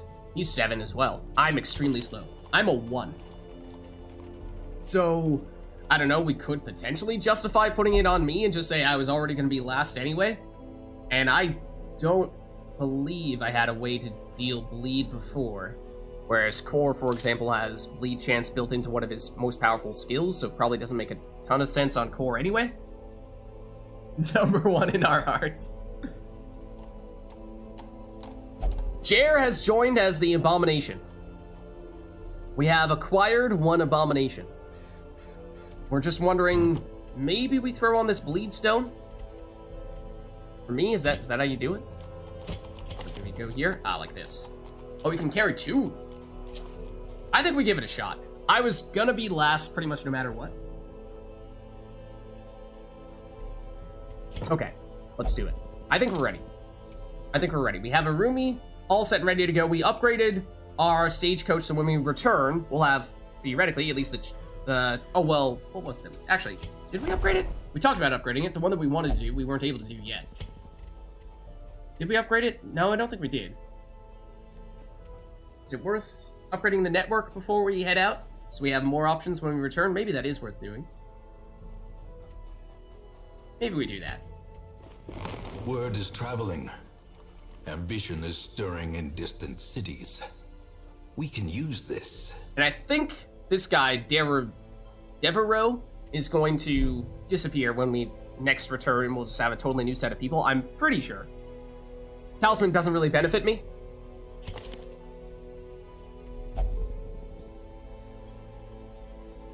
So does it not give me any chance to bleed at all? I assumed that it was still going to give me that 15% chance to bleed with skills that would not otherwise have a chance to bleed. But does it only work on skills that are allowed to bleed in the first place? In which case it actually does make the most sense on core if we want to use it at all. Because yeah, I do not currently have anything that can deal bleed, but I had assumed that this would give me the ability to deal bleed. Low chance, but a chance. But it has to still deal bleed in the first place. So it would only work at the moment for core, because I think he's the only one who can deal bleed, unless Jer had something that can do bleed. Which I'm not sure if he does. Chance to mode Beast. What? Beast Bile.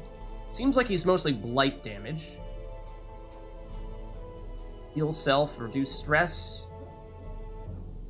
Oh, these are not skills that he has right now, is it? These are skills that he has access to? Look, I don't know, man. Yeah, it doesn't give you 15 from 0. Okay, so yeah, it would only work on core. So, core is fast. So, reducing his speed is a significant downside. Is the problem? Is that worth doing? Also, how do we get this off me? Get it away from me! Go away. We put it on core? Maybe we do. Give it a shot? Well, he already had pretty high chance of bleed on his skill, right? His bleeding skill. On Open Vein, it's 100% base chance to bleed, but of course for enemies that have resistance to bleed, it's not guaranteed, whereas this might make it so that even against enemies that have at least some resistance to bleed, it's pretty much a certain thing. Is that worth sacrificing a speed? I feel like the upside is just not high enough. Maybe that'll come back to bite us. But I feel like core was reliable before. And so we'll stick with him with his full speed here. Let's embark. Okay, so we've gone through one of the ruins, which I think means that now the next one is more difficult. Yeah, okay, we can see the rewards here. That one was 3,003 and... Oh, we only get this if we have a Grave Robber with us, but we don't have one of those. Whereas this time around, 3,000 gold again, some portraits, and snake oil, which reduces stress. Don't ask me why. No other information here. Once again, the goal is to explore 90% of the rooms. Short. Okay, I think we do it. And we get Jer in here. We said, Jer, we want you in the 3rd spot, I think, so let's move Honor to the 4th, because she has the most flexibility. Jer here. I think, actually, core can go either in the 2nd or 3rd spot. I'm not sure if Jer is more effective in the 3rd or in the 2nd spot. I think for core it's pretty much the same either way. I'm not sure for you, Jer. This, you need to be in one of the middle. This, you can do anywhere. One in the middle. Anywhere. Oh, you can only do this in the front 2. Only in the front 2. Only the front 3. It seems like Jer does benefit more. There are some skills that become available to him only when he's in the front 2, like Rake. So we might want him in the 2nd spot. What happens to core if we bump him back a little bit? For pistol shot still works. Grape shot blast still works. Cracking shot still works. Open vein still works. So core is fine with it. So yeah, we actually might as well put core in the 3rd spot and put Jer in the 2nd spot, I suppose. And I imagine it still makes the most sense for me to be in front, because I don't think there's anything that I benefit from being in the back with. Not really. Okay. Sounds good. Core can tank for the team, put him in the front. No, core, we need your damage, man. We need your damage. All right, let's venture in and provision. So we saw last time, we overspent our torches. We have plenty of resources here, so plenty of gold here. We don't need to be picky. We did not use our holy water, so we might just hold on to this and be fine with it. We did waste a shovel, but I think we also needed to use a shovel at one point in time. We also acquired a shovel. On net, we ended up with 0 shovels. We definitely want food. Oh, we did not. Ooh. Okay, we do not hold on to extra food. So I'm pretty sure we only used half of our food last time. So it looks like that does go to waste. But the holy water and other consumables perhaps do not. We did get brought a lot of torches, but we burned through all those as well. So, I mean, we're definitely gonna want to grab some of those. What if the recommendation was 8 and 4, I think? 8 and 4, I believe? Maybe we only... Oh, I suppose if we brought 4 food, we ate the food for everyone. Maybe we did. Just get the perfect amount of food. After all, it was the torches that we were most aggressive with. And therefore, either we have 2 choices. We can just buy more torches and continue to be aggressive using our light sources, or we can be more mindful of not just immediately lighting a torch as soon as our light goes down a little bit, which is, with some exceptions, more or less what we did last time. So, I think we might... I assume torches do carry over from one match to the next. They had said 4 and 8. But I'm not sure how accurate that really is. It was 8 food and 4. Oh. So we did blow through extra food. Okay. So we... I mean, maybe we just keep it at 4 here, but... We also arguably didn't even... Well, if we didn't eat the food, we were going to take stress and health damage just from starving. So yeah, we definitely want to at least have enough food for that. But if we need to heal an additional time, then I guess we can eat again, and that would warrant additional food. So maybe that does make sense. We also have other consumables that we'll probably want to pick up.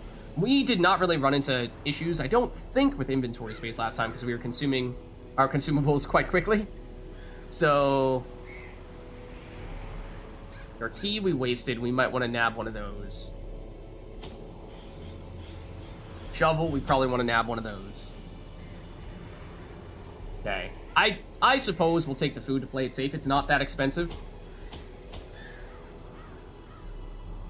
And I don't... If it were up to me, as I said, I'm actually usually a very risk-averse person, so I would just, like, play it super safe and load up on consumables way more than we need and spend more than we probably ought to spend, but just be confident that we're not going to run out of things. But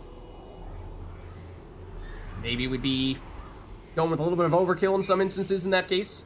Like, do we want to make a point of picking up things like bandages and anti-venom? Possibly. Exactly, yeah. So we didn't need to use it for that purpose last time, but I suppose I got somewhat low. So we almost got to the point where we might have needed to do an emergency meal in order to heal me up. So the 8 food means 1, I think we're pretty much guaranteed to need to eat at some point for a short dungeon, right? As we saw last time round, where it's like, if you don't do this, you're going to starve. So it gives us enough food for that, and then it gives us enough food to get a one-off heal on one other occasion. Like 8 food, or rather, 12 food and 8 torches. Okay, as I said, it is my personal way that I lean, is that I tend to play it safe. And so if you say 12 food is a good way to go, then I don't really need additional convincing. Let's hop in.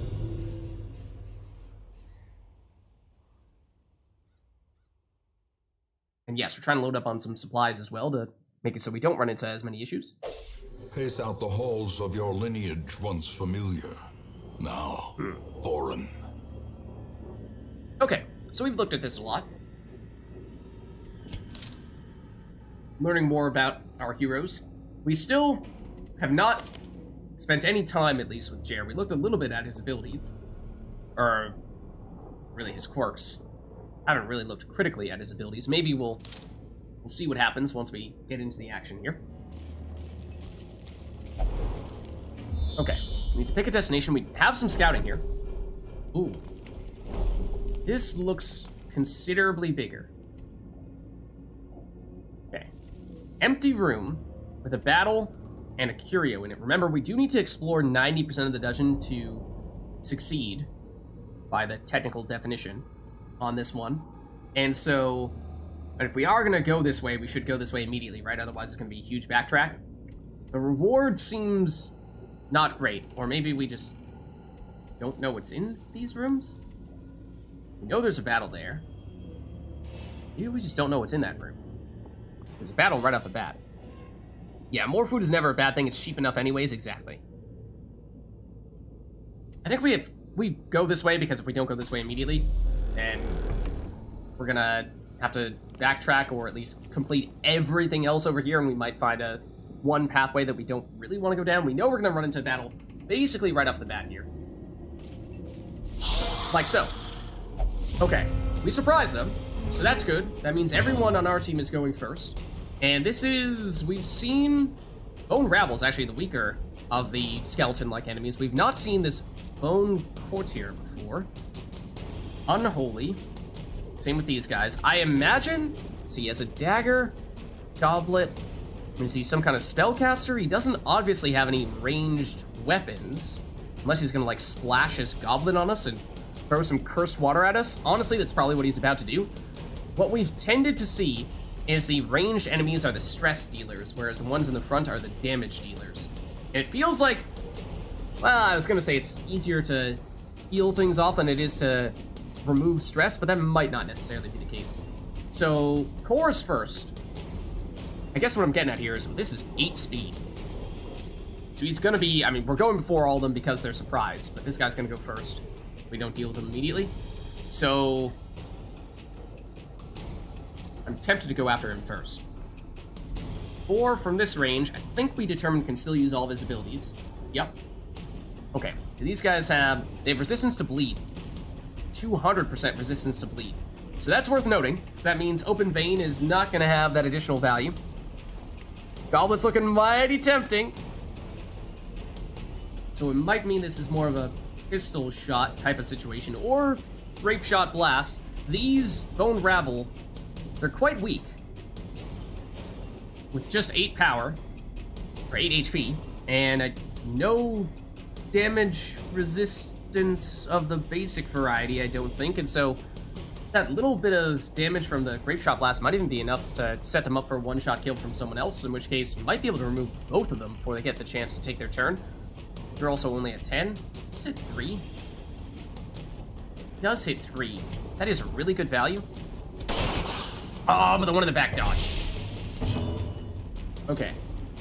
So, the question is, I feel like we need one other person that has an AoE ability. The reason why I hadn't really used Core's AoE ability in the past was because it always felt like, yeah, it damages a lot of enemies a little bit, but it's rarely enough to finish the job on anyone. And sure, it might get someone into killing range for another character, but why do that when Core can finish someone off himself? Unless Jer has the ability to take out multiple people simultaneously, he can hit 2 people with Beast Bite, or Beast Bile. He also has the ability to transform. Change to mode Beast. +1 speed. Plus light resistance. Plus damage. Heal 5. Other heroes gain stress. Oh. Maybe we don't do that just yet. We have the Manacles. Looks like perhaps his basic ability... Oh, 90% chance to stun, though. Okay, that's solid. That's good to know, and that could still be worth doing, especially against this Bone Courtier. If Jer wasn't our AoE person, but this is going to hit you too, so it might be able to fit. Hold on. How much damage is this? Is this... Oh, it's 1 to 2 damage, and Blight. 2 points for 3 rounds. So if we deal... Worst case scenario, we deal 1 damage, drops you down to 3. Blight deals 2 points of damage, so you're still sitting on 1 HP. So there's a 50-50 chance that we have enough damage to take you out before you take your turn. All depends on if we get the high roll on the damage or not, this 1 to 2. And you, I mean, you're living, regardless of what happens with the damage on you. Absolution reduces stress and heals. So Jer is good at healing himself, but might cause some trouble with other teammates as he can cause stress among other teammates. I'm pretty sure Jer and Core are the only ones with AoE abilities, though. Just why, like, if we could have Core does AoE to everyone, Jer does AoE to everyone, and then suddenly that's enough to take everyone out. That way, that could be useful, but I just don't think that's going to be realistic situation for us. So I think what we do, you're on 3. I think Anor might have enough damage to get rid of you. Then I will have enough damage to get rid of you. I think we stun you. And if we go Manacles on you, 10% stun resistance, 90% base stun chance, I think we tried. Stun. Okay, good. So now we're going for Anor kills the weaker of these enemies, and then I go after this one because I think Anor's damage is lower with Judgment. Because that deals 4 to 7. Theoretically, it is guaranteed to kill on any of these targets, in fact. So what if we go for the bigger one? Their formation is broken. Maintain the offensive. Reduces stress a little bit for Anor. Anor is a little bit. Gara's a little bit. I have a tiny bit, and Core is totally fine from a stress standpoint. But now I think I just go in and I smite her. Oh, Zealous Accusation actually does do AoE. It hits front 2 rows. We've not tried it yet, but that would have been very relevant. That might have been enough to take out both those guys. We could potentially still do it and get rid of this corpse, and that means on a subsequent round that I'd be able to hit you with melee abilities, which I would not otherwise be able to do. It's 4 to 8 damage. I think that is still lower than what I would normally do, but it is high enough to take you out. So it is still relevant. Press this advantage. Give them no quarter. Oh, these corpses, though. Gonna still get in my way, but we deliberately stunned you so that you wouldn't be able to do anything there. And so now 50% stun resistance. Yes. Maybe we go with the East Bile now. And it is damage over, well, technically speaking. Manacles, even if it's not going to stun, it is higher damage. Or you'll just quick take it out nonetheless. Destroy them all. Okay, gold. Bag of marbles. Whoa. Antiquarian only. Okay, I don't believe we have an antiquarian, but plus 10 dodge seems like a crazy high amount. Alright, so first battle, and we actually reduced stress and did not take damage, so that went very well.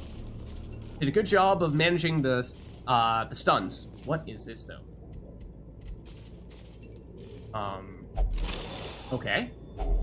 Glittering gold, trinkets and baubles. This is the first time I think that we've in blood. actually been able to take this stuff, because every other time, either I stole it or Nor stole it, because we both have kleptomania. But that's nice. Okay, it's getting a little bit darker. How many torches did we have last time? Did we get 8? Like, is this more torches that we settled on than last time, or is it the same amount of torches as last time? Because last time round, we basically lit ourselves up with another torch as soon as we dropped down below our maximum. But that might be something that we don't want to do this time to be a little bit safer.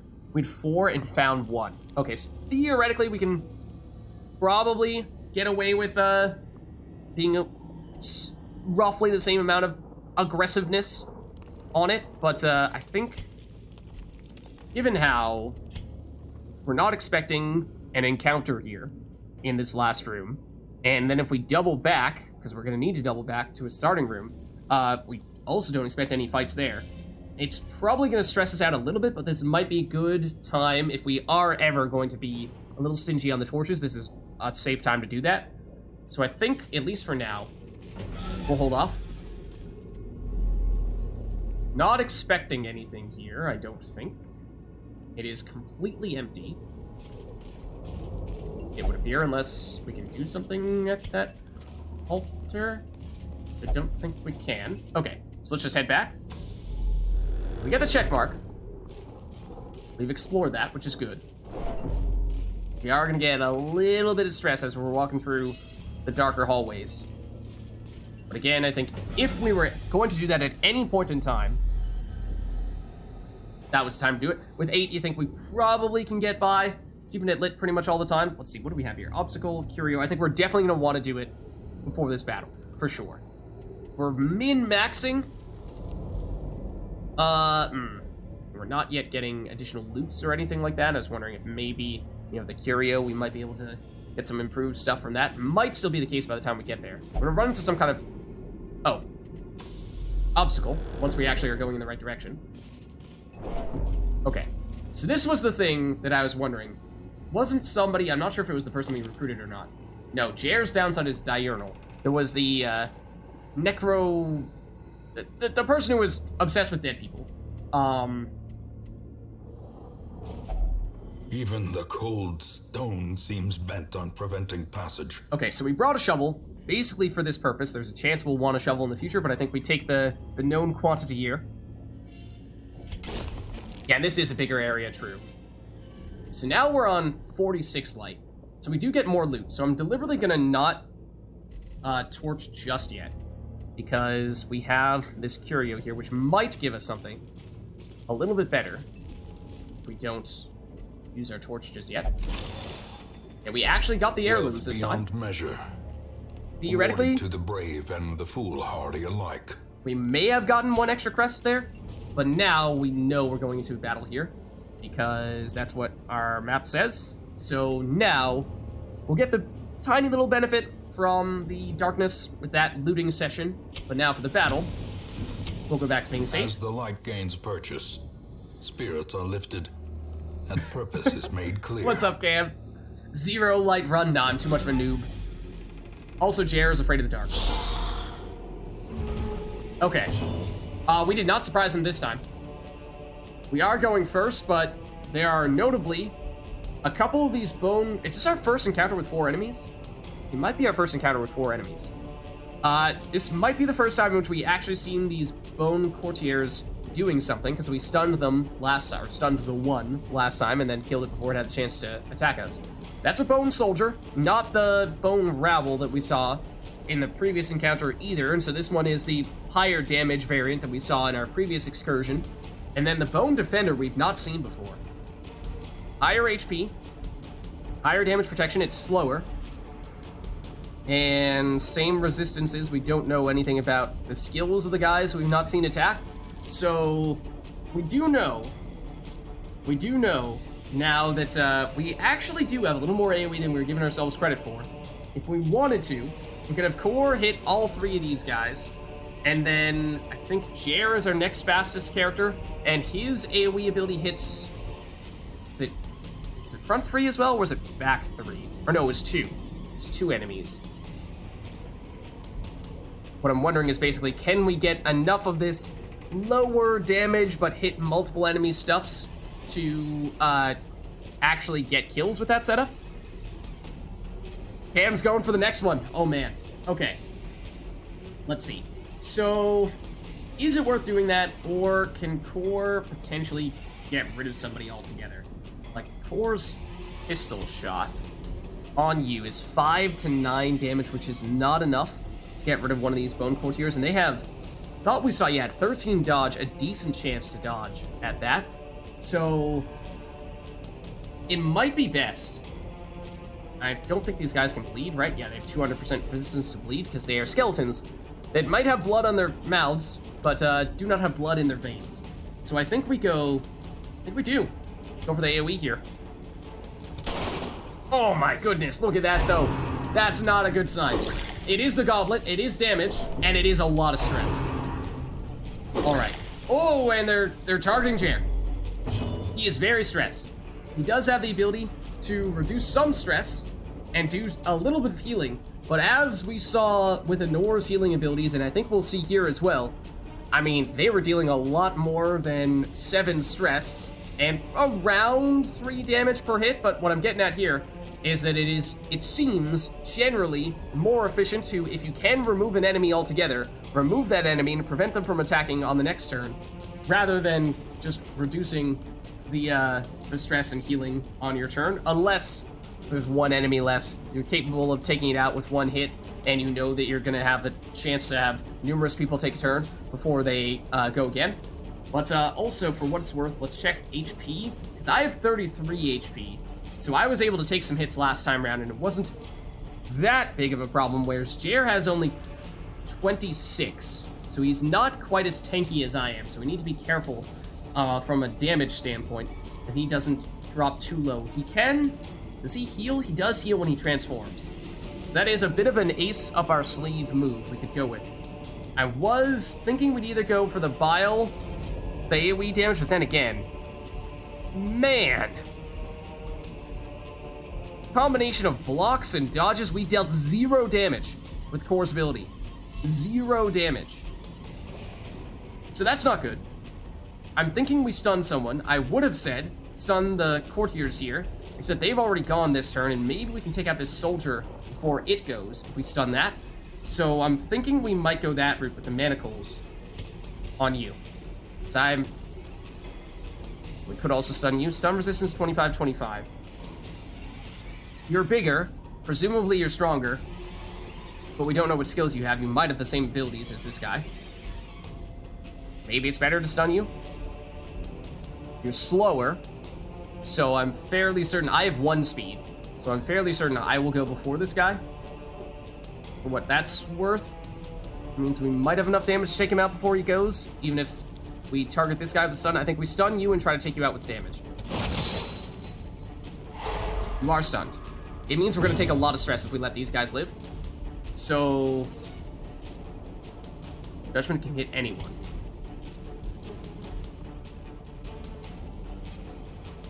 Theoretically, I think I'm next.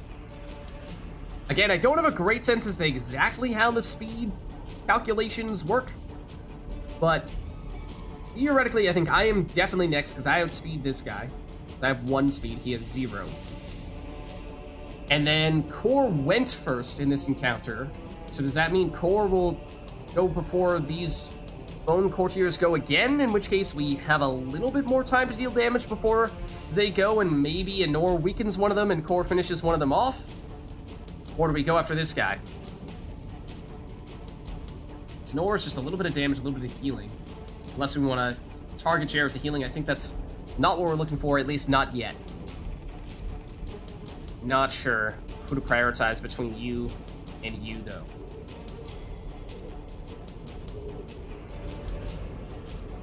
I am bad at damaging these guys. I can only hit the front 2 rows most of the time, so I think we might need to go for you. Okay. You're stunned. That was the intention, was to stop you from taking your turn. And we were pretty confident that I was going to go before this guy. So, however, he has 25% damage protection and 11 HP. I do have decent damage, but I'm not sure I have that much. 6 to 11 for Smite. Damage against Unholy, and they are Unholy, yeah. So that's where I'm getting some of the extra damage from. Zealous Accusation does hit 2 enemies, but the damage is lower. And I think we're probably trying to take this guy out if we can before he goes. I do have Stunning Blow. And so maybe I stun this guy. And then on our next turn, we're hoping that Core goes before these guys, and we see if Core can finish one of them off before they go. Otherwise, we're going to take a ton of stress. So, Stunning Blow is 100% base chance to stun. You have 25% resistance. I think we do it. No! That's not what we wanted to see. Okay, I take the hit. I deserved it. Only 5 damage once worth. Not so bad, but we, of course, made the trade. Ooh, see, this is weird. So yeah, again, speed I think it's 8 for these guys. Why is it Norga? I don't get the speed! I've played similar games to D&D briefly before, but I'm not like a D&D aficionado. So Anor actually got hit and took some stress as well there. Which one was it? Was it this one that went? Which means you're probably going next.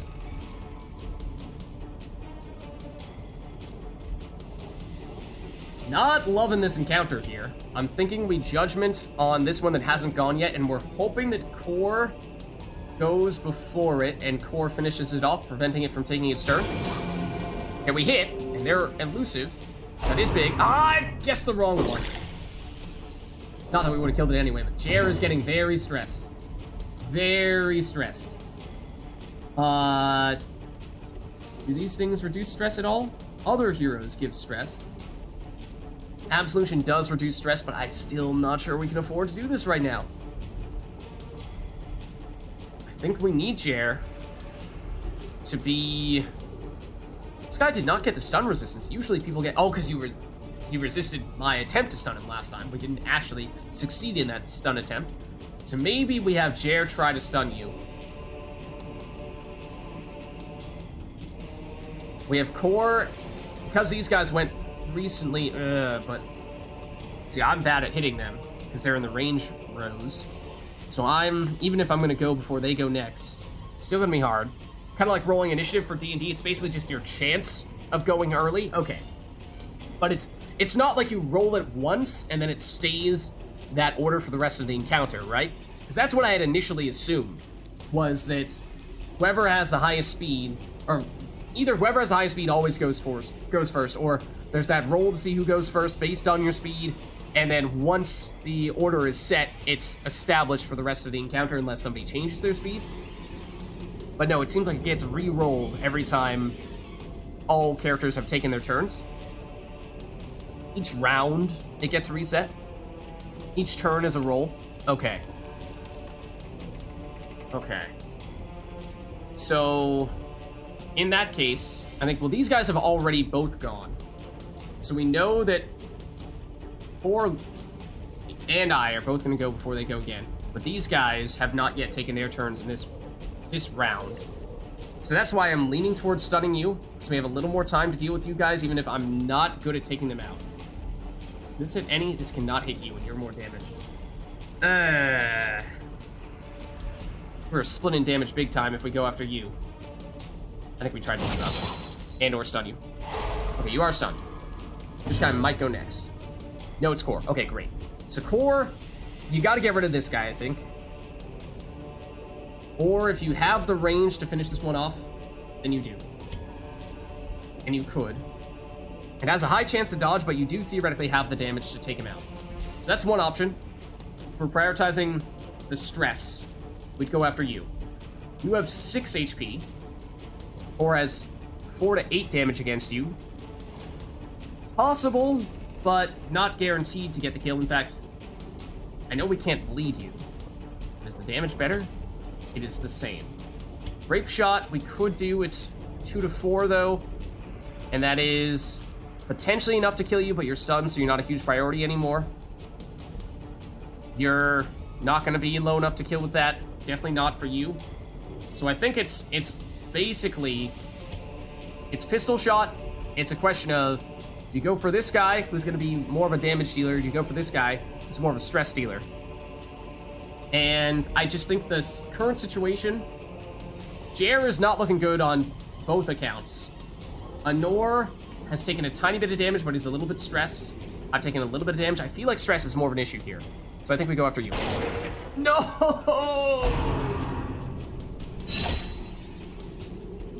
Oh, okay.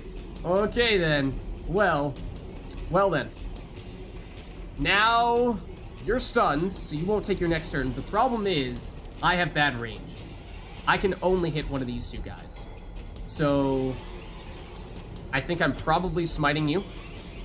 And it is enough damage to guarantee the kill. I think we're probably accepting that. Zealous Accusation out of curiosity. The damage is 3 to 7. It's possible to kill you, it's not guaranteed. It's possible to kill you, it's not guaranteed. It would need to be a really high roll to get you, though. I think we need to start getting kills quickly. Misses abound. Is it an XCOM situation? 97%. Well, we missed. If it's not 100%, it might as well be 50. Pure Murphy's Law. Oh, man. I think we try to get the sure thing here. We do have Stunning Blow potential on you. Is that lower damage? I think it is, right? It's 3 to 6 damage versus guaranteed kill as long as we hit. I think we go for guaranteed kill, right? Another one falls. You're stunned. But these guys go first. And we wanted to prioritize stress. Getting rid of you guys quickly, but you were a problem. You were too elusive. Core goes next. Core is good at dealing with them. I need to make more of a point of taking note of which one attacked. I think it was this one?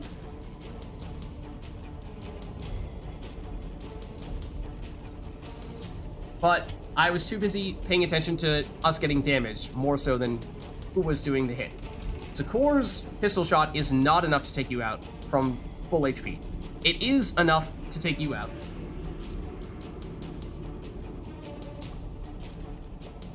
Once again, I think we might need to take the sure thing.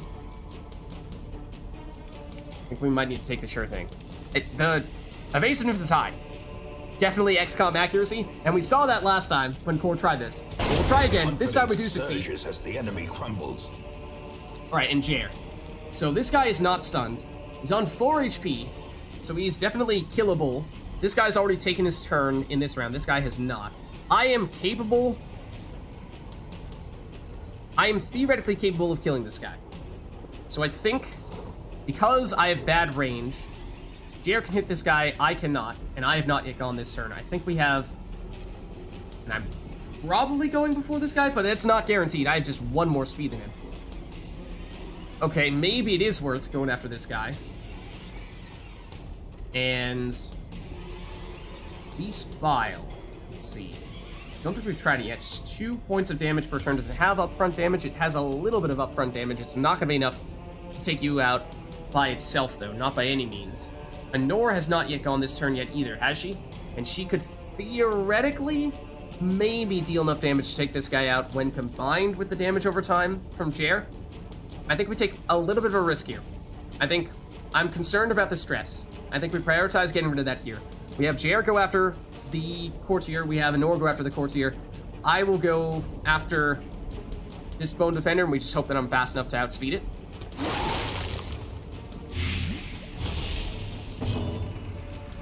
Okay, and it is Honor next. We anticipated that would be the case because she has considerably higher speed than both myself and this defender. So you're at 8 HP. And you're taking 2 damage per turn, so you're going to drop to 6, so Honor needs 6 damage. With Judgment, she's dealing 4 to 7. Oh, it's close. It is close. If the line is there... Ah, okay, they have an attack. That's very useful, thank you. Actions remaining 1. Okay, perfect. 7, that's huge. And I outspeeded this guy, also huge. So this guy's going to die to the damage over time before he gets a chance to go. And I get the chance to go before you do.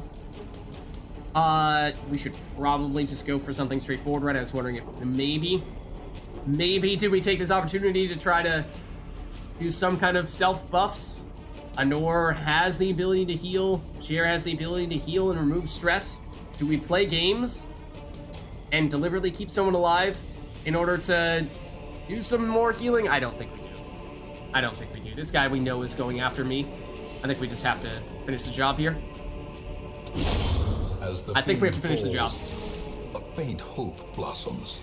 Unless somebody goes before this bone courtier, because this is gonna die from damage over time. So we actually don't need to attack it.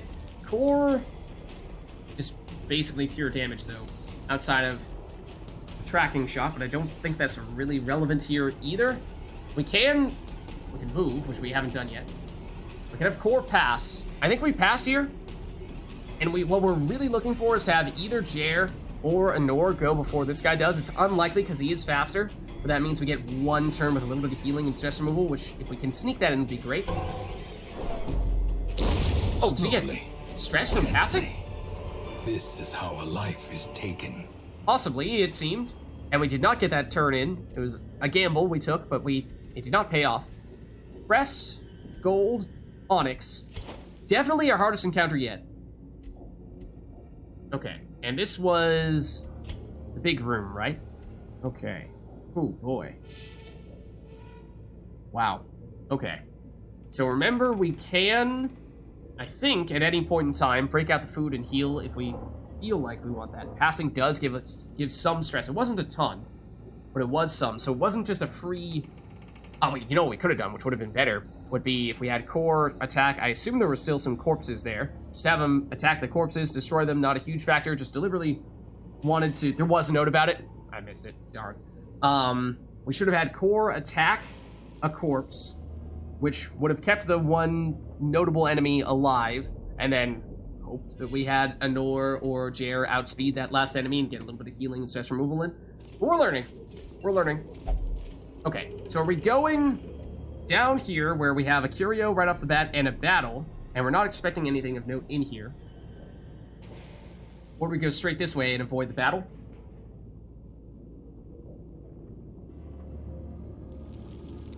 I think probably looking to go here. It's gonna be awkward backtracking at some point in time. The question is when and where. Because if we go here, we could go there, we could go there. Then we go here, and we are either going to this spot or we're going to that spot. but we'd have to double back to get to the last location, which is unfortunate. So is there a specific hallway that we want to avoid? Because we could potentially avoid a hallway if we wanted to. For example, if we wanted to avoid that battle, we could. We could go... Could also move to not build stress. Yeah, so there are alternatives. I mean, I think it was, what, 5 stress? Hopefully not a factor, not a huge factor. But, we're learning. See, I'm thinking we might go here, here, and then if we want to go to this spot, we'll go from this location and maybe avoid a battle, maybe not, because we don't know what's here yet. And then double back here, here, here. Or we just skip this altogether if we, for whatever reason, decide that it's not worth it. I think that's the plan.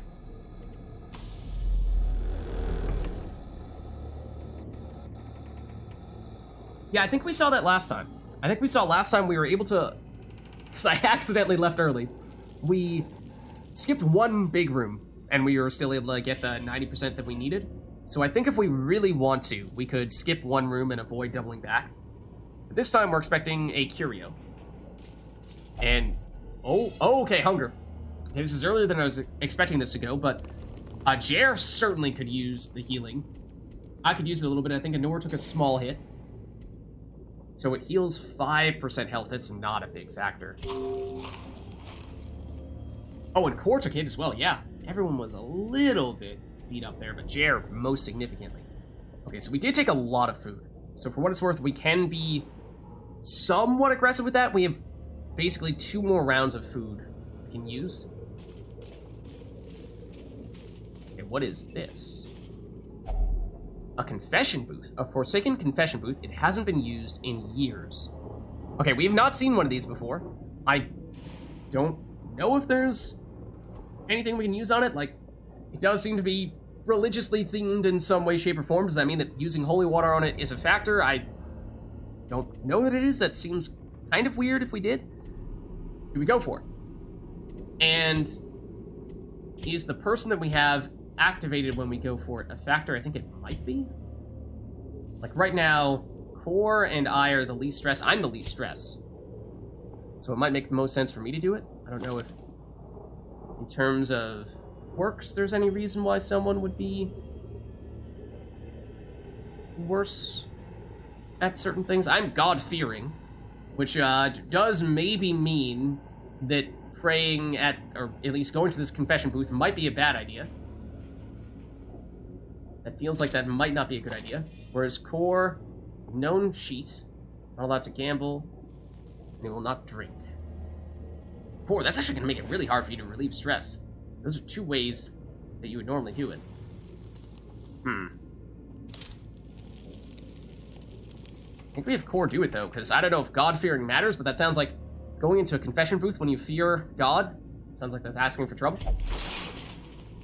Oh, and Core does take the stress. Okay, so we deliberately did it on characters that had lower stress. So at least it was one of the 2 best people to do it on. And we said we can be pretty aggressive with the lights here, the torches. We have 5 left. How much room do we have left to explore? And we're about to get to this encounter, which theoretically has nothing, so I think we at least go through here. Get some more scouting. Ooh, okay. So one of the reasons why we avoided going this route was we were thinking maybe we avoid a battle in the process. But if we go this way, we're getting a battle anyway, and we're definitely gonna have to go this way. Because we can only skip one room, and it might be this one. But if it is that one, that means we have to go here. So, okay, we're still gonna get a battle in that case. And our big battle was here, right? Are the battles in the major rooms always more difficult? Are these generally going to have fewer opponents or weaker opponents because they're in the hallways? I don't know, it feels like that might have been the case thus far, but that might have just been coincidence. So I'm not sure if we should be reading into that at all. And now we might want to at least light that up, you know? Okay, it's another box. Dare I say, it doesn't threaten me quite as much as the confession booth did. Okay, we get some heirlooms. No downside. And we are expecting the fight soon. How much Radiance, may we find victory. How much light exactly do we get from a torch? Is it 25? Here it is. Surprise, that's good. That's very good. So we know you're gonna deal stress. We know you are a soldier, okay, not the rabble. So you hit fairly hard, and we have gotten rid of you before you've attacked us every time. So we don't really know what you do. You have 5 speeds, you're kind of quick as well. So I think 3 torches left. Yeah, I mean, we were saying we could be aggressive with the torches. But we shall see. We shall see. So now, I think we prioritize you. We might want to stun you. We can't do it with this, though. Jared's going first. He is very speedy, actually. So, yeah, that does make some sense. Ooh. That last spot is actually kind of awkward for Jer. He is not good at hitting that last spot. Okay, in that case, Jer, I think you stun this guy. Then we're going to have other people prioritize getting rid of you, and we're going to probably leave this Bone Soldier as the one enemy, or maybe leave it as the one enemy that's still standing. Also, I am better at hitting the unholy enemies, and this is a human, not an unholy enemy, so if Jer and I are the 2 people hitting the front 2 rows, then we should try to have Jer going after non-unholy enemies, and have me go after unholy enemies to the extent possible. Okay, Core, I think you're trying to take out this Acolyte, which is pure damage. Would go for the Grape Shot Blast. It would hit everyone, for what it's worth. It's 24 light that I get from that? I did not realize it was that much. Okay, so that is worth considering as well. That can certainly help. It's my defensive one, right? So, let's see. You're on 10, 10, and 13. The question is, Core's 3 to 5 damage against you. Worst case scenario gets you to 10. I don't think is enough for Nor to finish the job. She doesn't have a ton of damage, and I can't hit that enemy. So I think Core, you need to go for just more damage. I think it has to be pistol shot here. Because now this enemy should be in... Whoa. Speedy move for me. Surprised I'm going before Nor here. But, so now my target is probably you, because you're stunned, and I can't hit you. So I could use Bulwark of Faith for extra protection, and it does give... Yeah, Torch plus 24. That is pretty significant. We did Torch just before this encounter. So we're on 88 right now. It's maybe not the absolute best time for it. But also Stunning Blow to stun this guy, and I think that is generally a good thing to do. Even if it's not going to... No, you resisted guard. Even if it's not going to be as much damage. So now Nor, with Judgment. It's not the highest damage move. It's 4 to 7. And 3 to 6 against this guy. So you can't kill this guy. I was thinking you'd go after the Acolyte. No! Oh, I dodged it. You're stunned. This guy will attack. Probably gonna nail me. Graveyard Slash. Okay, 7 damage. We've seen worse. We've seen worse, but you're going Eldritch Pole. Is that gonna change his position? I think Core just resisted the movements to a different spot. Now Jer. Okay, so these guys have yet to go. And they're both damaged a bit. We've seen Jer's not good at hitting you anyway, so this is probably going to be Core's responsibility to get rid of you. Okay, so Core, or rather, Jer. This guy has stun resistance. This guy prevented the stun last time, so we could try to stun you. I mean, Jer, your basic attack, for the most part, is your stun. It's not a ton of damage, but I mean, if we stun you, you should be in killing range next turn anyway, and so shouldn't be a huge issue as long as we do get the stun. Yep. Okay, so now Core, you're going after her. And it's going to be another pistol shot. And the damage is good enough, for sure. That doesn't sound good. Lead on Jer. Jer is taking a real beating here. Once again, I've outsped Nor for some reason. You're stunned. You've already gone. I was really hoping I was going to go before you. But maybe this is an opportunity. Does the light get lower the longer the battle goes on? I'm not sure if that's the case. But, might this be a little bit of an opportunity to use the Bulwark of Faith? Because we know you've already gone. You haven't gone, but you're going to get stunned. So we're going to have Anor and then possibly possibly everyone going before these guys go again. You're kind of fast. It's a little bit risky, but I think we'll take this chance. The match is struck.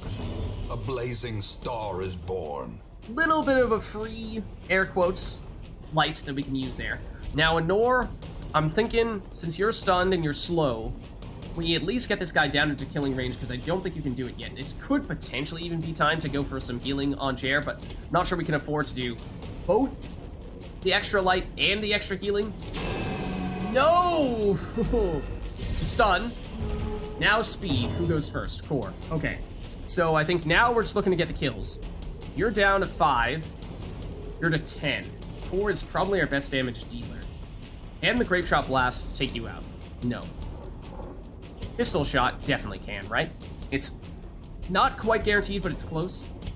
I think Open Vein we've seen is the same amount of damage, has a chance to bleed against enemies that can be bled, but you cannot.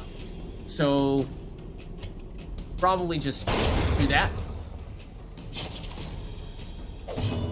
Okay, bandaging. If you wish, you can use a bandage from inventory to stop the bleeding. That might be worth doing because we've not yet used one. I think we have one, yeah. And I mean, that's what it's here for, right? And Jer has seen better days. Okay, it doesn't directly heal him though, does it? Did it?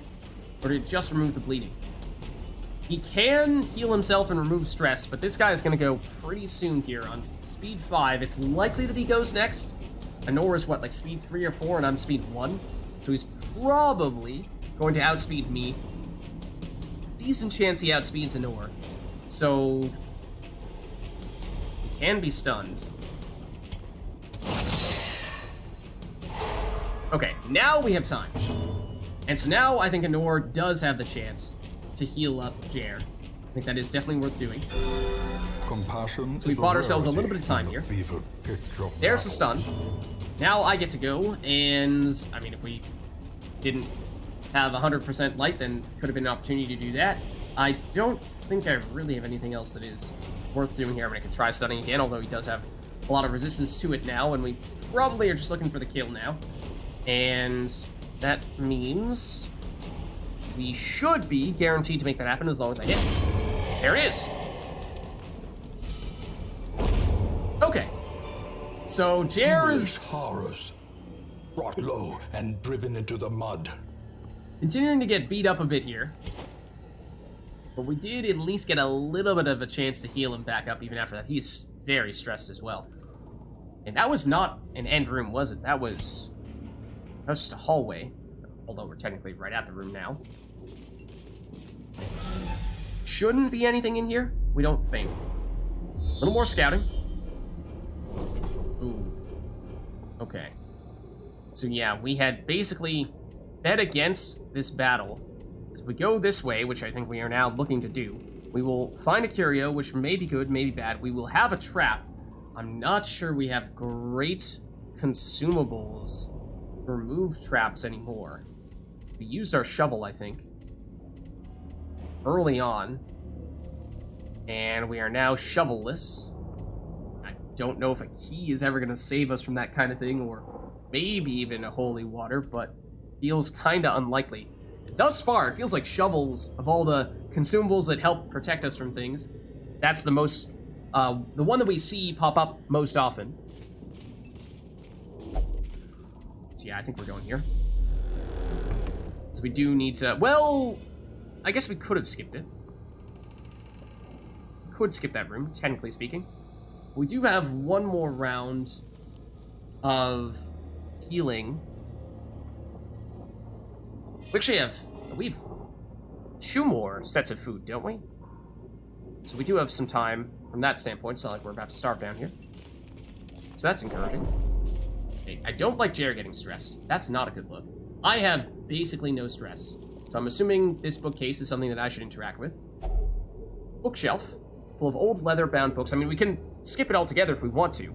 But I feel like given how I have no stress, I do have some damage. I don't know what me taking damage here would be, but I think we try it. Oh, no! What?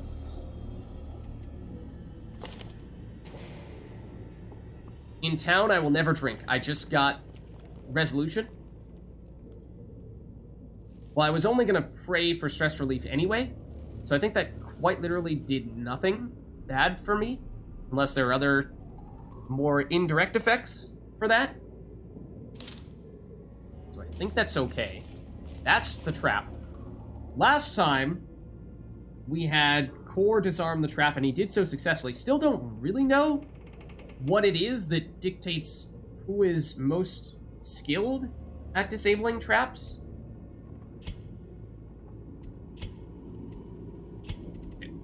Accuracy? I don't know.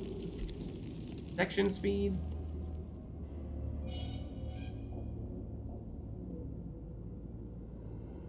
Grit?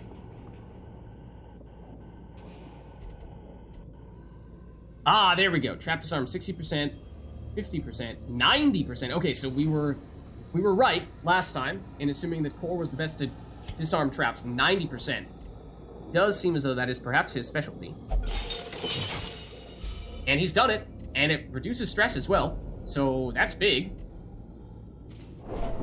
Okay, it does get darker. We've not been here yet. We're not expecting anything. So I think, given how we only have 3 torches left, I think we go here, and we double back, going torchless, and we wait until we enter this hallway before this battle, and that's when we use our torch, or we could alternative, no, if we went back up there, that'd be a whole bunch of doubling back if we went there. No, we're going here, doubling back, going this way, going up, and then going to the last room. We technically won't have to go to the last room, because we'll have 90% explored at that point, so let's proceed. Technically, there isn't that much left. Shouldn't be anything in here, presumably. Not sure if we've ever seen unexpected stuff show up in rooms that we think are empty. But we'll head back. We'll avoid this hallway, which means we avoid 1 battle and 1 curio, which might have been good, but we know there shouldn't be anything left in here. Already checked that out. Get a little bit stressed in the process because it is getting dark. But once we go through here, we can basically make it more likely that we're going to encounter this next battle with higher light, or at least, you know, go low light when it's not a huge factor. So let's do this. The way is lit. The path is clear. We require only the strength to follow it. Okay. Should be battle first. Right here. Ooh, it's a big group. It's a big group with a lot of skeletons. Okay, so fortunately, the bone rabble are the weakest kind. But these arbalists, we have made a point of going after them first when we last encountered them. And that is probably what we're looking for here, because these guys theoretically are not a huge threat, although Core, with his Grape Shot Blast, being able to hit 3 enemies simultaneously for 3 to 5 damage. That's enough to get rid of around half the Bone Rabble's HP. So this is the point where I think, yeah, it's plus 25 for the Torchlight. Yeah, I figured we were going to waste a tiny bit on that second one, but I don't know to what extent we need to min-max it that much. So I don't know. Does it need to be exact? Is there any reason? Well, I don't know.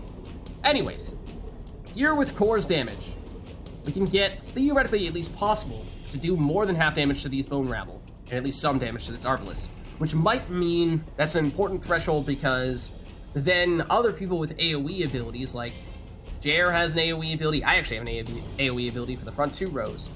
Anor's the only one who does not. We might be able to take out multiple enemies with that stuff, so I think we might give that a shot here. It means we're probably giving these Bone Arbalists a chance to do their thing, but then again, they have 5 speed, so they're probably going to outspeed us before we were able to take them out anyway, unless Core singled one out and then Jer went before one of them and targeted the same enemy.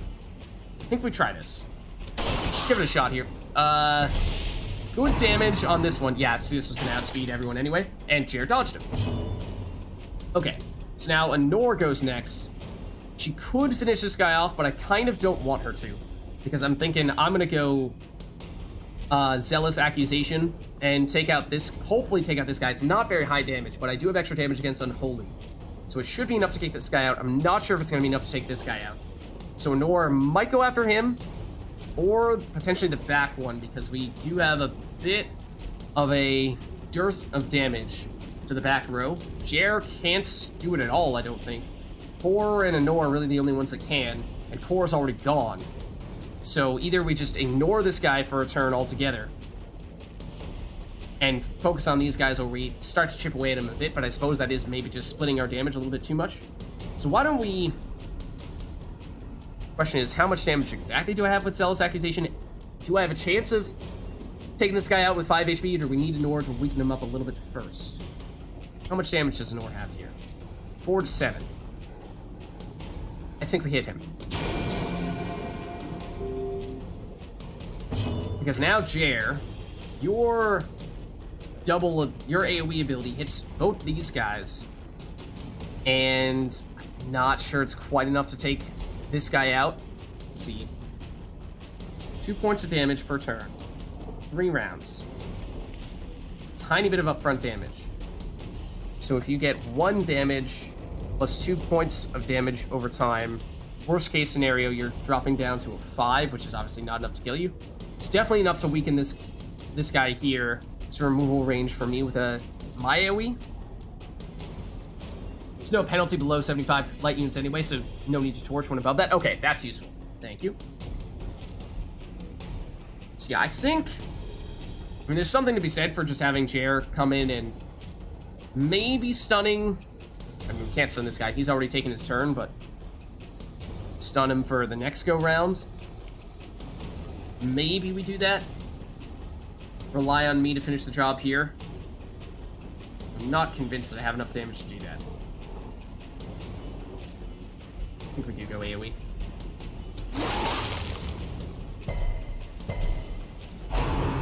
Knew that guy was gonna go.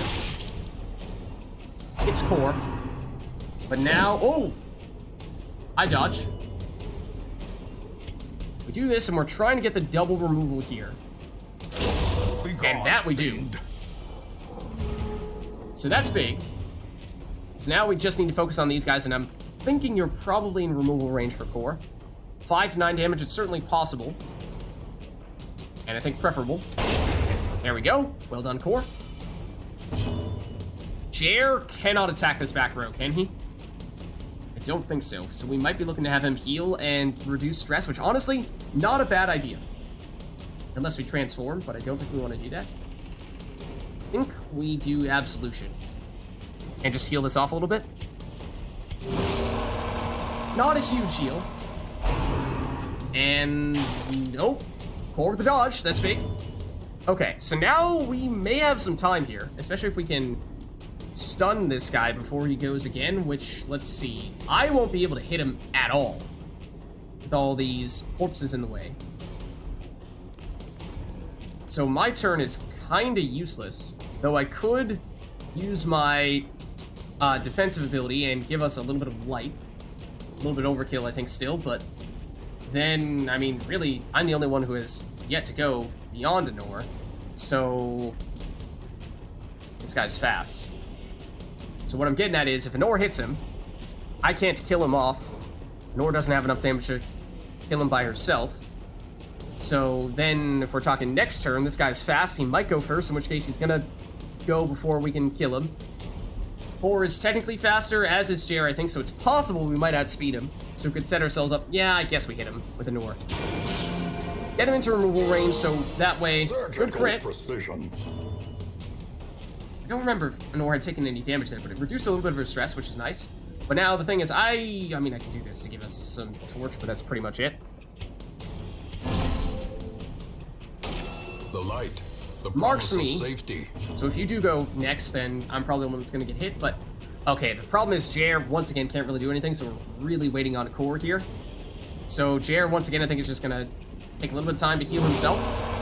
So it is nice to get a little bit of time to do this, but as we've seen, most often, whenever these guys attack, it's worth more than a turn of healing. Fortunately, Kor does go next, so Kor, for the pistol shot, finishes the job. Nice! This expedition at least promises success. Very well done. Like that we had the chance to heal up a bit and reduce a little bit of stress there, especially on Jer. Still not looking great from a stress standpoint, though. But, okay, last time I tried opening one of these bookcases, and it backfired on me. But I still have the lowest stress. Second lowest would be Core. Core also has a fair bit of damage he's taken. Might still be best for me to do it. I mean, not sure, again, if there are any specific quirks that affect things one way or the other for these encounters in particular. But I'm the most capable of taking the stress here. So I guess I'll go for it. Oh! We get free scouting, it seems. And so... we know that was a battle room with treasure before? Or did we think that was just an empty room? I feel like I thought that was an empty room before. Obstacle, we knew about that before, but we, I think, gained knowledge of that uppermost room. Either way, we're going into that encounter. No penalty below 75 light, so we should be fine just proceeding here. Though we are a little bit low when it comes to our HP on Core in particular. We have food to spare, do we not? I feel like, why not use the food here? I feel like we food now. Heal up a bit. It's not a huge factor, but it should make this next battle a little bit safer. And especially since we do seem to have more food than we need right now. So do we just... oh, can we do that on me? As we do it individually? Like that. Most importantly on Core here. Nor technically is on full HP and doesn't need it. But we are... I don't know if it forces us to eat with those meal situations where it says if you don't do this, you're going to starve. If we have fed 3 out of 4 teammates. Are we going to have to do that just because Anor is the one person who hasn't eaten? Maybe? Just save 4 food? But we definitely want to save 4. My question is there any point in giving Anor this last, or 1 piece of food here when she doesn't heal from it? Is she, not having eaten, going to force us into one of those potential starvation encounters?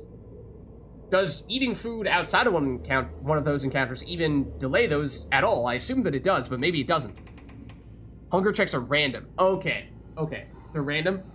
So we might as well just save this... I mean, all of this food at this point, because Anor doesn't need it now, and it's not like feeding her at this moment is going to delay hunger situations anyway. Alright, here's a battle. I suppose we could have given another round of food to Core, heal up a little bit more. But, okay, so just 3 enemies this time, fortunately. It's been a little while since we've seen the brigands. We have the bloodletter. Is this the big brigand that we saw before? I'm not sure that it is. Don't think we've seen a cutthroat either. We did see a fusilier previously. So, speed 6, speed 3, speed 1. This guy's the most likely to go next. So, Jer, he's in the back, but he's in the 3rd spot, not the 4th spot. So Jer, theoretically, could still stun him. And there is something to be said for that. Usually just 1 hunger check on a short mission, but sometimes 2. Okay. I think we try going for the stun here. There is a decent chance that he dodges. Does it not work in this spot? I thought it did. No. Oh, I thought that because there are only 3 targets, and it says first 3 spots, that Jer would be okay, but I guess he counts as being in the back spot, so he's incapable of doing that. Okay, that is unfortunate then. In which case, probably looking at Beast Bile. And... I mean, it's gotta be these 2, right? Damage over time from the Blight. Okay, this guy is gonna go next. Blight to fire. A little bit of damage to a lot of people. And reduced dodge chance for us. Core is next. Core, I would have said you should go after... Can it be 3 sometimes? I hope not. At least not on a short mission, I hope not. So this Brigand Fusilier has already gone. I would have said Core should go after him. But maybe he's a lower priority now, because we might be able to get rid of one of these guys before they get the chance to take their turn. You're speed 3. Jer's already gone. Anor has middle of the road speed. I'm slow, so it's likely this guy goes before me, but we might be able to get one more person in before He takes his turn. He's taking 2 damage when he takes his turn, so we need to deal 10. Core's hit is at most going to be 8. Although this actually might be better for an open vein now, because we actually do have the chance to bleed him. At which point, how much bleed damage? 2 points of damage. So we get the high roll on the open vein. And, wait, is it only? Wait, what? Oh, does this guy block the people behind him? Is that what's happening? He counts as 2 people. That's what it is. So I'm like, why can't Core hit this guy in the second spot? Because this guy counts as taking up the first and second spot. Oh, okay. So we would have to do it on you. No, I think that is... I mean, would have loved to have done open vein on you, and between the bleed and the upfront damage might have been able to finish you off, but that's not an option. So it's either pistol shot on you. It's not enough damage, so we need an ore to do enough damage to finish you in combination with the blight. Or we say, just start hitting this guy, even if it's nowhere near being enough damage to take him out. Speed 1. I would love to stun him, because I'm concerned that he's going to hit hard. And Jer was one of our stun people. He's already gone. Or doesn't have any stun. Anor doesn't have any stun. I have stun, but I'm slow, so I might not be fast enough to do that. Yeah, he's a big boy. He is definitely a big boy. And I'm not sure how concerned we should be about the big boy. Is he just a tank? Or is he going to hit us for a whole bunch of damage as well? I don't think it makes a huge difference if Core hits him. I think we would prefer going there. Low damage roll, unfortunately. I think we're just banking on me going before this guy goes and try to get the stun on him, although he does have 50% stun resistance, so that's still not very likely. So then Anor, let's see. 7 HP on this guy. He's going to take 2 damage from the Blight. So we need to have 5 damage. Can Anor do that? Yes. Not guaranteed, but it is possible. I think we take that chance. And we get it. Okay, so he's going to die before he takes his turn. Oh, yep. You're going quick. Point blank shot on me, but I dodge it. Huge. You die from damage over time. Okay, so now I'm going to be forced to attack this guy, right? Because I can't attack beyond the front 2 rows. So we go stunning blow for less damage and try to stun you even though you do have some stun resistance. Or do we just say, go for the upfront damage? Zealous Accusation doesn't hit him twice, does it? I doubt it. Because Zealous Accusation usually hits the front 2 people, and he is taking the front 2 spots. Does it hit him twice for that reason? I kind of doubt it. I assume Smite is still the way to go. I think, what was it, Anor crit him? Or was it, wait, what was it they killed? Was it Anor crit or was it the Blight? The Blight might remove corpses? There are some types of killing blows that will make it so that we remove corpses. Crits are one of them, and some stats effects I think do. Okay, so it was the Blight. It was the Blight then. Okay. So I think we just go up front damage, because I do have a lot of damage. This guy has a lot of HP. Okay, so now on Core, you don't have any ability to stun. So I think you're just looking at damage here. And you still can't open vein because this guy's taking up too much room.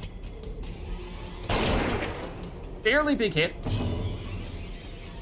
Now, Jer. You could stun this guy. You could try to stun this guy, but he is hard to hit.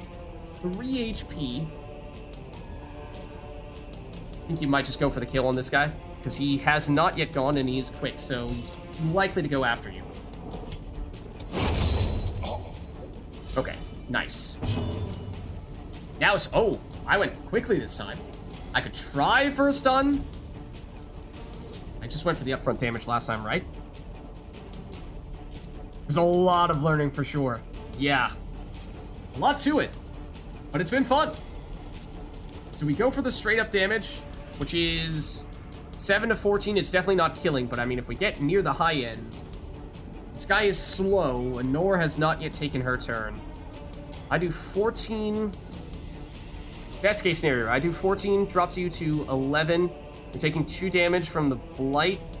So you're dropping down to 9. I still don't think an Nor can deal 9 damage.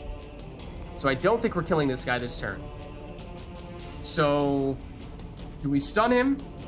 Do we say, might as well get a free light restoration? It's not super necessary right now, especially when we're getting close to the end of the dungeon. Maybe we just go for the damage. Anyway. Or I crit. Blow. Or I crit. Okay, so he's taking 2 damage from that blight, and then Anor has 4 to 7 damage, so yeah. Not enough to kill him directly, but the blight should do the trick. Prodigious There it is. size alone does not dissuade the sharpened blade. More gold, portraits, jade, which is worth 375, not super valuable, and some busts. So we take those, and there is this chest, which I am the least stressed. Have taken damage as has core. I do have protection, I'm not sure if that matters at all. But absolutely pog crit right there for sure. Okay, it's a unlocked strongbox. Oh! Okay. I guess that means we don't use a skeleton key. Theoretically. Oh, that's a nice sum of gold right there. Fortunately, we didn't have either of our kleptomaniacs steal it for themselves. So now, looking at our map here, we have this room where we're expecting an obstacle, and then beyond that will be the final room. I mean, we could finish after this one if we'd like, because then we'll be at 90%. But how are we doing on light? 88? No penalty yet, so we can continue here. We're not expecting any, not liking the stress on Jer, though. Not expecting any, fights here. Okay, there is another hunger check, though. Okay. So, good thing we held on to enough food for that. Does heal us a bit, but now another one of those, and we are not going to have enough food. Obstacle bad, true. And do we have a shovel? We do not, do we? This one's gonna hurt. This one's gonna be bad. Jumble of stones and debris blocks the path. We don't have the means to clear it, do we? I don't think that we do. So we used the shovel very early on. So, yikes. Yikes. Is the person who clears it based on who we have selected here? Because if it's a matter of stress, it's definitely not Jer. It's either Core or me. I have slightly less stress than Core. I also have more HP than Core. So I think it's probably me. It will take considerable effort. It's gonna be, what happens if we ignore it? We go around still? Hold on. Look at our map. There's a trap here as well. So either we claw our way through this trap, and I think it's going to be super, super heavy on the stress at least. Maybe even damage as well on whoever does it. Or do we go around this way and just pray that this trap, its whole party, or do we do some serious sidestepping? Have a curio here, which may or may not be an issue of some variety. And then this trap as well, which may not be any better. I mean, if this wasn't a trap here, I'd say maybe it's worth looping around, but there's no guarantee that this is any better, right? I mean, I guess the ones that we can disarm, Core is really good at disarming traps. So that's of the various types of... Oh, wait, is this... Oh, this is an obstacle, not a trap. And that's... Oh, okay. There's a distinction there. We prefer traps to obstacles because Core is really good at disabling traps. Obstacles, do they always require a consumable to shut them down? I mean, the other thing to bear in mind is that we can end this dungeon once we get into this room, which might be worth doing if this is truly going to be super taxing on everyone. And we may not have the torches to go around. How many torches do we have left? 1. Ooh. I mean, I do have my torch ability, but we're at 64 already. So we're going to blow through that torch pretty soon. And then we're going to be torchless for... I mean, technically speaking, if we end here, there are no more fights. We think. Which may mean that the lack of torches wouldn't be a huge deal. What do we think about that, then? Obstacles are always shovel checks. Okay. So what do we think about that, actually? Are we not super fearful of the low light? I mean, it's going to cause us some stress, probably. But we use our torch, and even if we're on fairly low light, we'll have a low light curio encounter perhaps, which may or may not exacerbate the downsides of this, but then we have a trap instead of an obstacle. This is gonna cost us big time for the whole party, whereas this one, Core, at least we have some confidence that he's a good trap disarmer. True, we will get some stress from the walk alone on low light, so maybe we just dig through? I guess we just dig through. Neither one is great. Neither one is great. Jer is, and to a lesser extent, Anor. They're going to be hurting after this one, stress-wise. But I think we have to. Well, lovely. Stepping sideways has caused us more stress. Without tools of iron, you must rely on flesh and indefatigable purpose. Okay, tiny bit of health damage. A lot of stress, or a decent amount of stress. Not enough to be a huge concern, I don't think, for Jer, or rather for Core or myself, but for Jer and Anor, it's racking up big time. Okay, quest complete. For what it's worth, we don't have to go any further.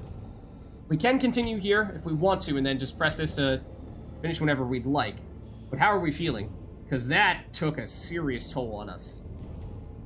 And we might be looking at needing to head back to town and having Anor and probably Jer as well doing some serious stress relief, because they have taken a big hit. Oh, true. And we are low on food as well. No shovels, 1 food, not enough for a starvation check. Just one more hallway. It's a curio. We don't know what's in this room. We didn't get a scout. We've gotten a scout for basically everything until now. So I feel like, given the high stress that Jer and Anor have, that this is not worth pressing forward, especially when we don't know for certain if there's anything particularly good there. If we knew for certain there was a chest, maybe you could justify it. If there was going to be a, you know, or there is a curio here, which might be good, but I think it'd have to be pretty amazing, the reward here, for it to be worthwhile. Pretty sure we want to duck out at this point. We could grab the curio and leave. We could try. I suppose that's an option. Can we leave in the middle of the hallway as well? Is that still a possibility, or do we need to leave when we're in one of the big rooms? I mean, we could get the curio and then double back here, I suppose. Worst comes to worst. Okay, yeah, why don't we'll at least try that.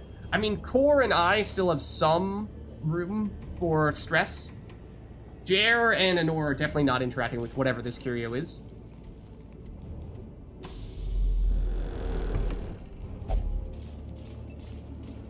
Okay. Do we carry over torches from one encounter to one dungeon to the next?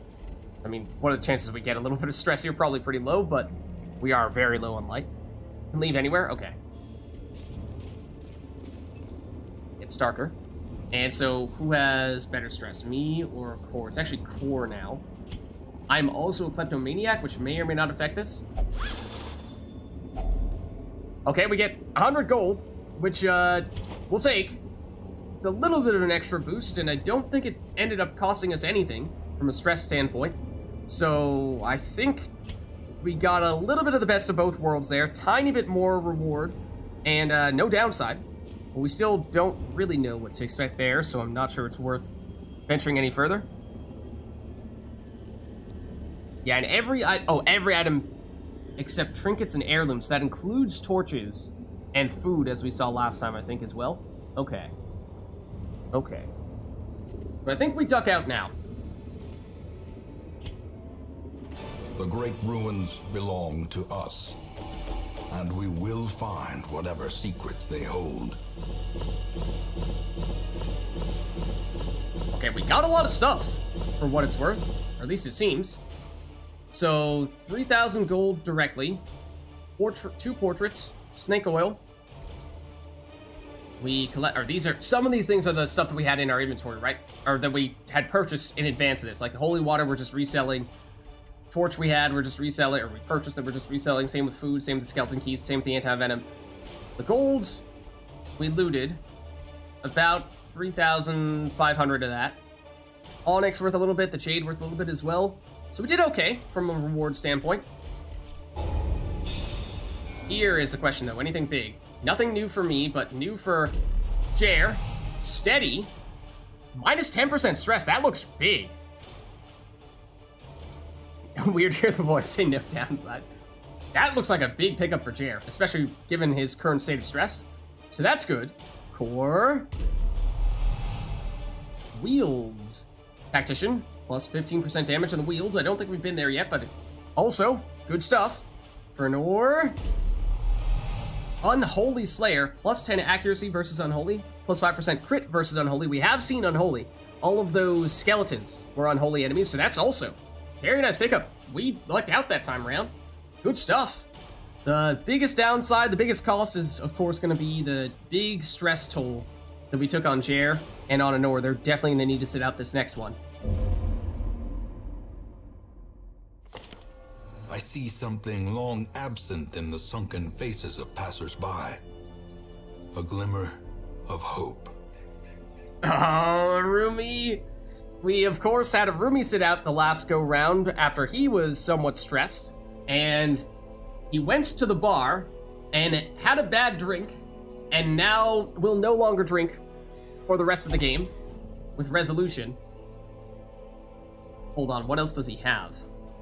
Okay, he can still seemingly do any other type of stress-relieving activity, so maybe that's not a huge downside, but that does hurt.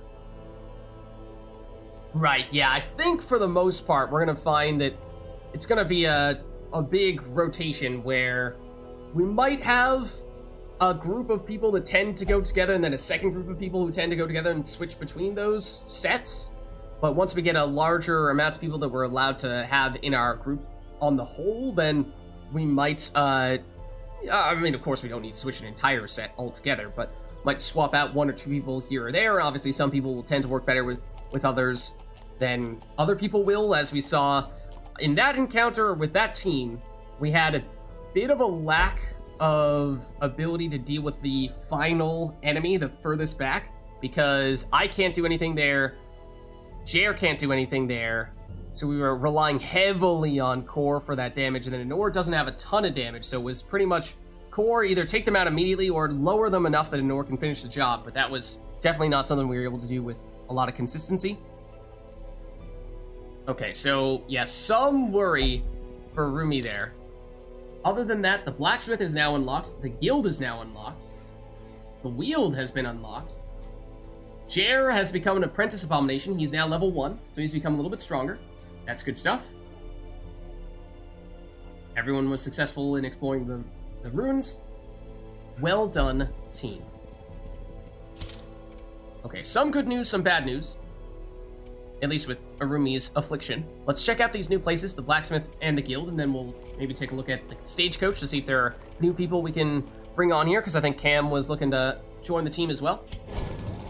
Make no What's the mistake, deal with the guild? We will face ever greater threats. Our soldiers must be ready. Okay, so is this a way that we train our existing teammates? Let's see. Upgrading the guild allows for training of advanced ranks in hero skills. Okay. So allows upgrading hero combat skills to higher ranks. So existing skills become stronger, it seems, on existing characters. Versus reduces cost of upgrading hero skills. Okay. It feels like the proper order of operations here is you go training regimen first. The return is not immediate. It's a long-term return. But if you're willing to take that little bit of a resource hit, then in the long haul, it makes the upgrades cheaper, so it will pay off. And drag a champion over to see it. So let's see, if we go for, like, 4... Oh, in here. It's a highwayman, a rogue, a thug, and a thief. Highwayman has honed his skills with Dirk and Flintlock to devastating effect. Whether at range or in a melee, he is equally effective at dispatching his foes. Be it at a great shot area of effect or single target bleed, the Highwayman's skill focused solely on dealing damage in a variety of ways. Yeah, so Core has very much been our key source of DPS. However, he does not have the same type of support skills. He has the bleed, which can deal additional damage, but he doesn't have the stun that, say, Arumi, Jair, or myself have, or the healing that Anor has, the healing that Jair has, those types of things. Just pure DPS. So we can upgrade pistol shots. Point blank shot we don't have access to. Grape shot blast. Does it say what the incremental improvement is by making these upgrades? Like, do we know what the damage mod is as things currently stand versus what it will be post-upgrade? Oh, at the bottom? No. Plus 25% damage versus marked. Is that what we gain? I think that was already there.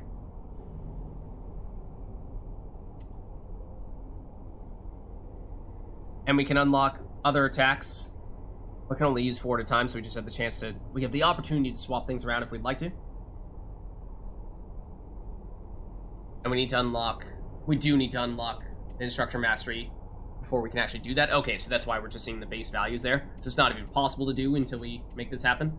And then the upgrades at the moment cost 1,000, but if we do this, it'll cost 900, which, assuming that we will...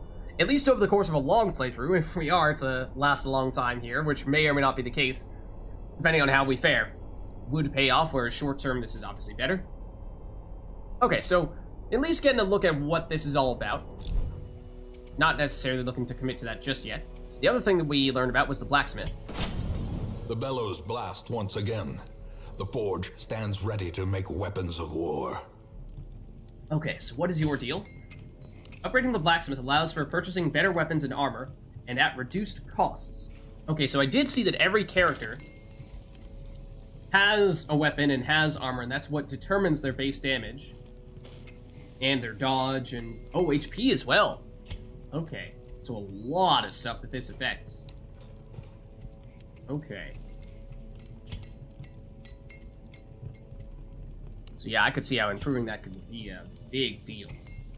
Yeah, there you see like 4 to 8 damage for Anor on the Rusted Mace versus look at Core, who tends to have a lot more damage, 5 to 10. I have a lot of damage as well, 6 to 12. Whereas Jair, Incubating Mutation, 6 to 11. We did not transform with Jair. I imagine that's where he becomes really powerful, but we were wary of how much stress we had as a team, so we deliberately did not do so. And the Rusted Chains, that's his defenses, his armor, dodge chance and base HP there. So...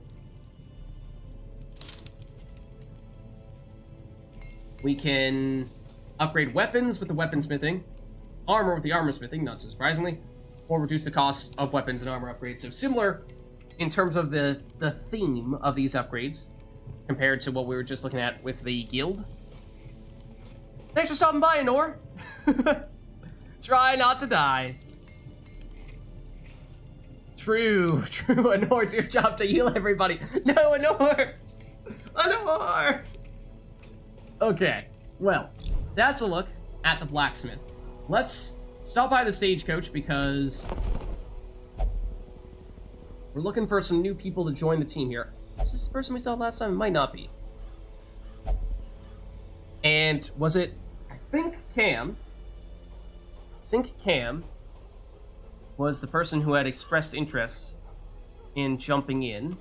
Cam, if you are still in chat, is there a specific character that you would like here? We can look at them in further detail in just a second. Just trying to jump back to see. Yes, she did. She did say she was interested. If you are still in chat, we have the option of choosing between the Bounty Hunter, the Leper, and the Antiquarian. We do not have any of these characters yet. Any of these classes yet. The Bounty Hunter is a Cove Tactician, plus 15% damage in the Cove. Has Demonomania, believes in... is possessed by demons. Okay, sounds interesting, but potentially could be a difficult thing to work with. We have the leper here. Cove Adventure, minus 20% stress in the cove.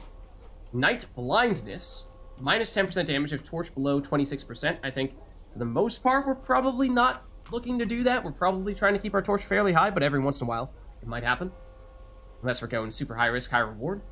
That seems like that's maybe not a terribly bad downside. Whereas the Seeker Antiquarian, Weapon Tinker, minus 20% weapon upgrade cost. Just seeing that we can now do weapon upgrades, so that's not bad. Known cheat, we have, Core has this as well. Not allowed to gamble while in town. So these are our options. As I said, we don't have either or any of these three characters at the moment. Let's just take a look at... We're likely to see both Anor and Jair sit out the next encounter because they're both high on stress. And Anor was either our last position or our second to last position. Lepers can be super frustrating, huge damage, but low accuracy. Okay. So I think at least short term, we're probably looking for someone that can take up that one of these last two spots, and it looks like the Bounty Hunter is not a great fit for that. The Leper, definitely not a great fit for that. Antiquarian can. So by that metric, it would seem the Antiquarian might be the best fit, at least if we're looking for a short-term fix to fill in the role that Anor and to a lesser extent Jair was filling. Jair was front 3 rows was who he was going after, so I suppose either of these guys could kinda swap in for Jair. And we do have a Rumi back. I suppose a Rumi can be one of our back 2 spots. Yeah, so we could do a Rumi in a back spot. Core can be in the third to last spot, so basically a Rumi here, Core here, and then I'm going to be in one of the front 2 spots. I'm still doing okay from a stress standpoint, so I guess that actually does mean we could have the new person be in either of these 2 middle spots, and we'll just put Core in whichever one they don't take. Antiquarians have a passive plus loot when interacting with stuff. Ooh. Does sound nice, and I think we picked up an item that was specific to Antiquarians, didn't we? Grave Robber only, Antiquarian only, plus 10 dodge. I mean, sounds like a whole lot of dodge. So that, and there's no downside to it. So to me, that seems like Antiquarian would be the most natural fit. I've not heard from Anor. Are you still, or rather from Cam? Is she still hanging out in chat? Because I think there is a logical choice here for us to pick. But maybe just some confirmation as to whether that is of interest to Cam. So what does the Antiquarian do? Get down? Does the Antiquarian just try not to get hit and is basically all passive bonuses but doesn't really contribute much in combat? Buff self with plus 15 dodge, 1 speed, plus blight skill chance? Flash powder, bypass stealth, de-stealth, debuff target with minus 10 accuracy, invigorating vapors, buff self with even more dodge, and protect me, force guard by ally, buff target, plus 4 dodge, plus 10 protection. Purely passives, is it not?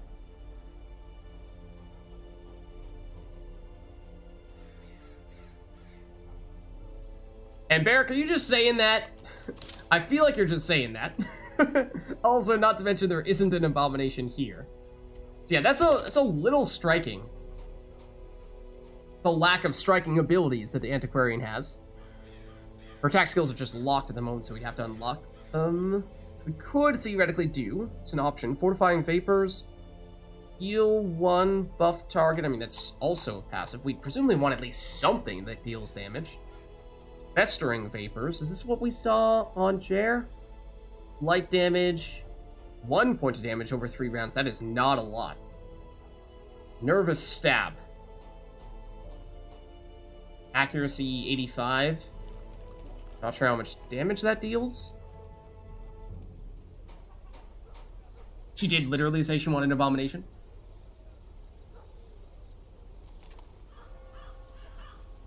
I'm afraid there is not currently an abomination that we can take.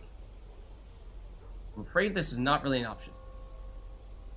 Jair's an abomination. Well, Jair is an abomination. Oh, yeah, you said next A-bomb. Didn't just say next character. Okay. Okay. So, does that mean we wait for Cam, maybe, and have someone else take this next character? In the interest of trying to give Cam the character she wanted? Yeah, I think we wait in that case for Cam.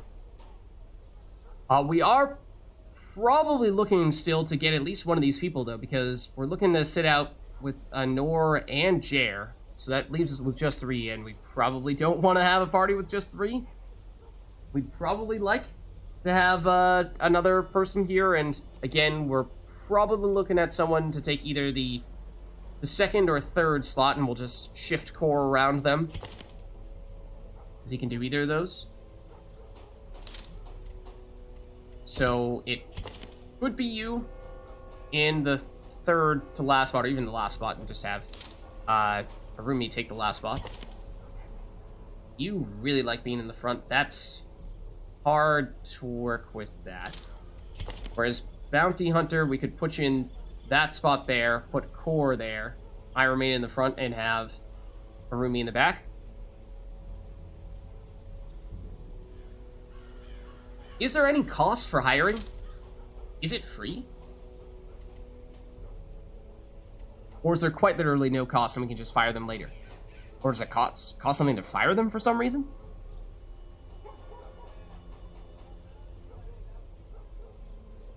Free? Oh. Okay. In that case, I think we've established that the leper doesn't make a ton of sense for us. The Antiquarian and the Bounty Hunter perhaps do. It's free for both, so I mean, we could just get all of them if we really wanted to. Welcome. Oh, and thanks for the follow. Hope you're enjoying the stream. So, is there any reason not to just take all of them right now? I mean, it'd almost take up every slot, but we could just fire people when needed. I guess, why not? Even if there's at least one character here that we probably don't want to use initially. The thrill of the hunt. The promise of payment. Okay, so that's the Bounty Hunter. Here's the Leper. This man understands that adversity and existence are one and the same. And lastly, She searches where others will not go, and sees what others will not see. that's the Antiquarian. Okay. So there's the new teammates. So let me know if anyone wants to claim one of these 3. We have in the background, waiting in the wings is Cam's character to be the next abomination. But I think we definitely want to find a way for both Jair and for Nor to relieve some stress. Let's just see what they can and cannot do to relieve stress, like will not pray or flagellate for stress relief. So Nor may be looking to go out drinking. That doesn't matter for this, nor does that. On Jair's side, totally fine. You'll be the leper, you like disappointing people? Alright, let's see. Where did the leper go? Okay, so what would you like the name to be? Rio? Or Rio? Noir? Rio Noir? Full thing? First half? Latter half?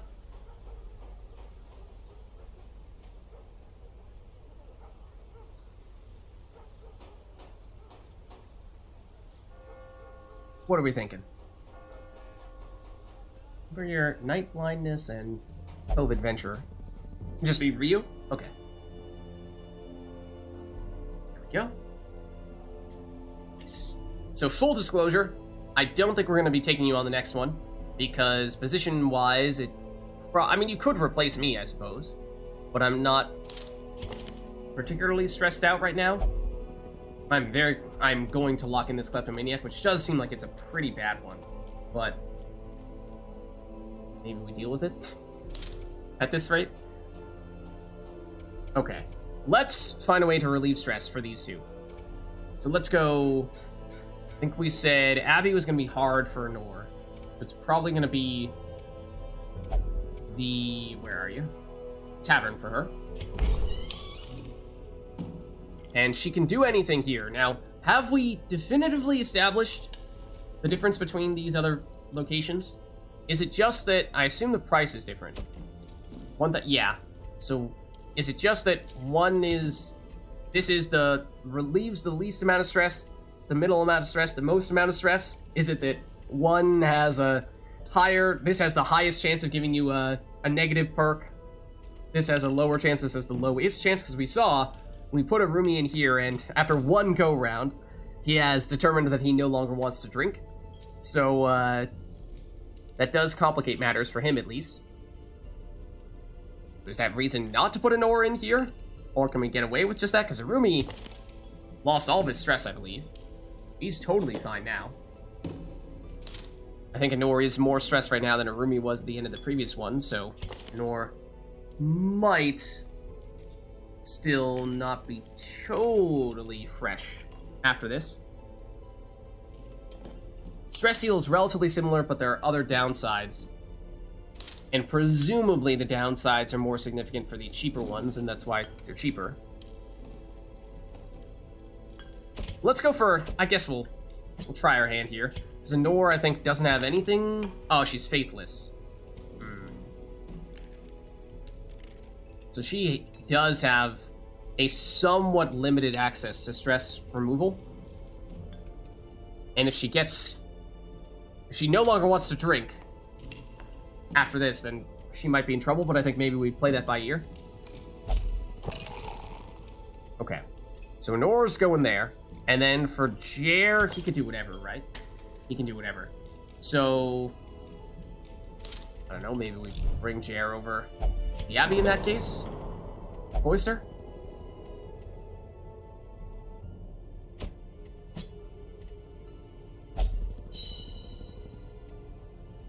Okay. So, now we have... I think we were anticipating we'd go me, Core, Arumi, and probably either this Antiquarian or the Bounty Hunter, though I suppose we could have me switch out for Ryu if we wanted to.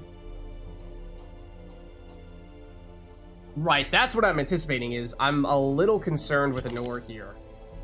Not Faithless seems like that's a really bad one. That's two ways she can't relieve stress. So if she gets the one that prevents her from, or one of the ones that prevents her from doing things at the tavern as well, then she's in serious trouble. We're definitely gonna have to remove something. We might already have reason to want to remove this Faithless, because that does seem like that's a pretty big debuff. So that's partially why I actually kind of like... Well, no, I'm in a little bit of trouble for that as well. But things like Kleptomaniac, maybe we deal with that, because I assume there's a hard cap in terms of how many quirks you can have of each category, and so having a bad quirk that isn't so bad is actually kind of a good thing. Because it takes up a spot from something that would otherwise be more significant. Like, I don't know how much Egomania does, but the combination of not being able to drink in town and not being able to pray makes it a pretty big problem for me. 5 of each? Yeah, so I have room for 1 more. Whereas some people are much fresher than others.